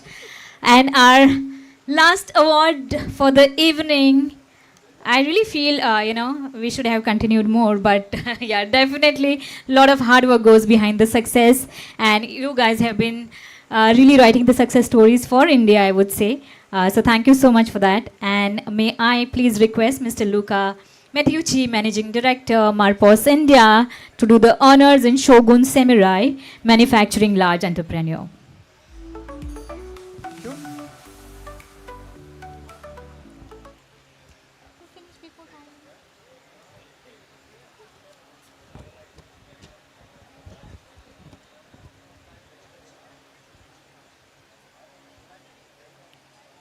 And the award goes to International Aerospace Manufacturing Private Limited.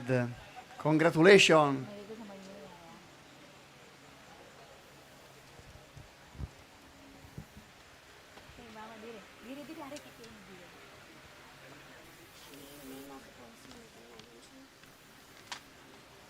Okay, so this is Srinivasan Balasubramaniam. Hello everyone. Thank you Meshmix Media for the Shogun Samurai Award. I accept the award.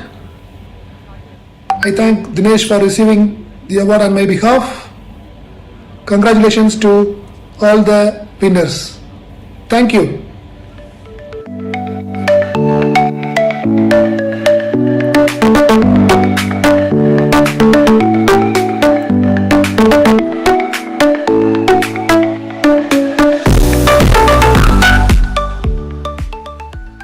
Thank you, ladies and gentlemen. I receive Shogun Samurai, that's leadership award in the large category.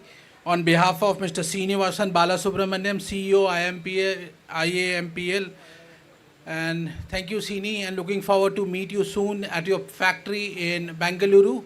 Thank you, ladies and gentlemen. Thank you, Preeti. Thank you so much, sir.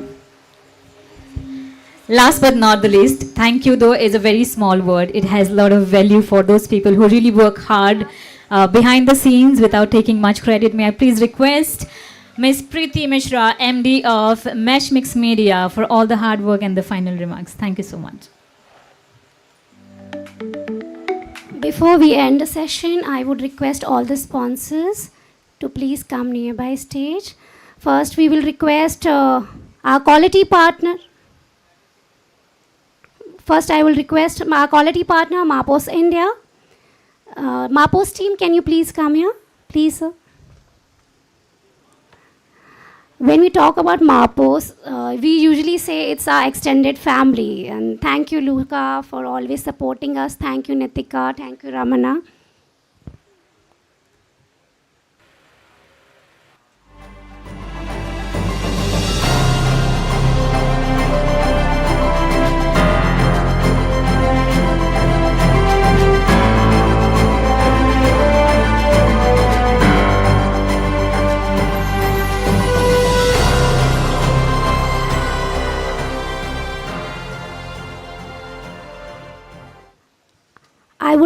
request my colleague Dinesh Mishra to felicitate the award for our laser partner, Laser Technologies.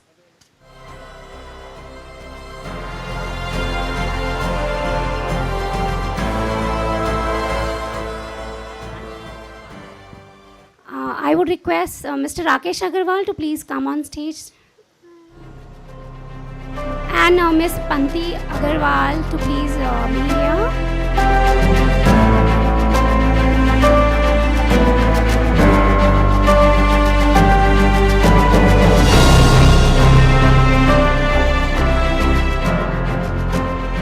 Laser Technologies has been a part of our Samurai Awards for the first time, and thank you, sir, for being a part of our journey.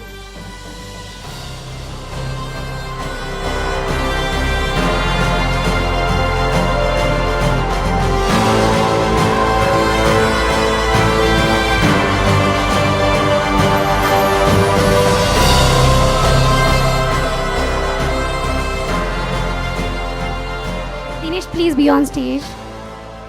I would now request our metal finishing partner, Valgro India, Dr. Arvind Patel, to please be on stage.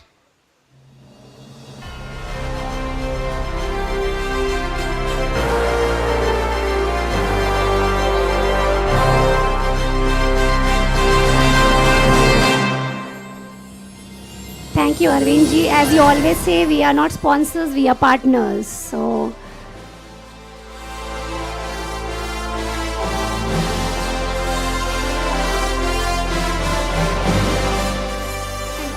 we are always partners, right?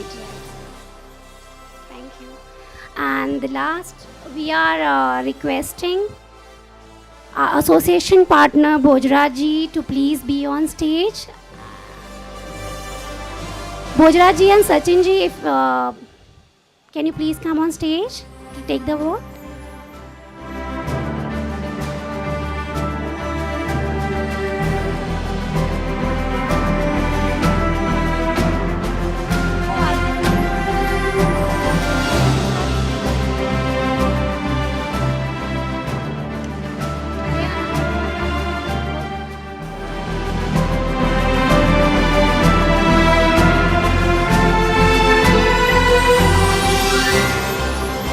Our association partner IMS Foundation Laghu Udyog Bharati. Mr. Sachin ji is taking the award. Bhojraj ji, please be on stage.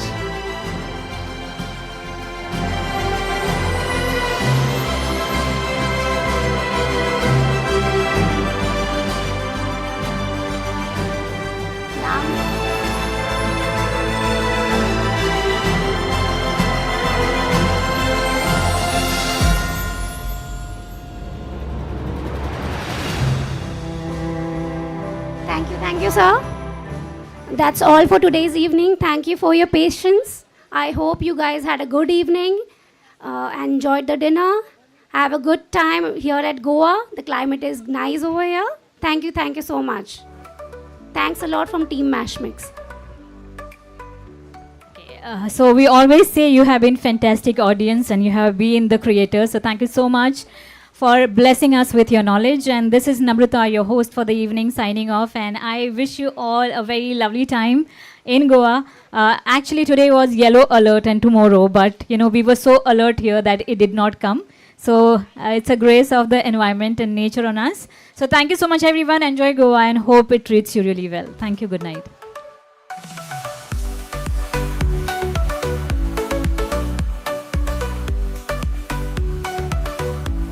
Well, thank you. Good night.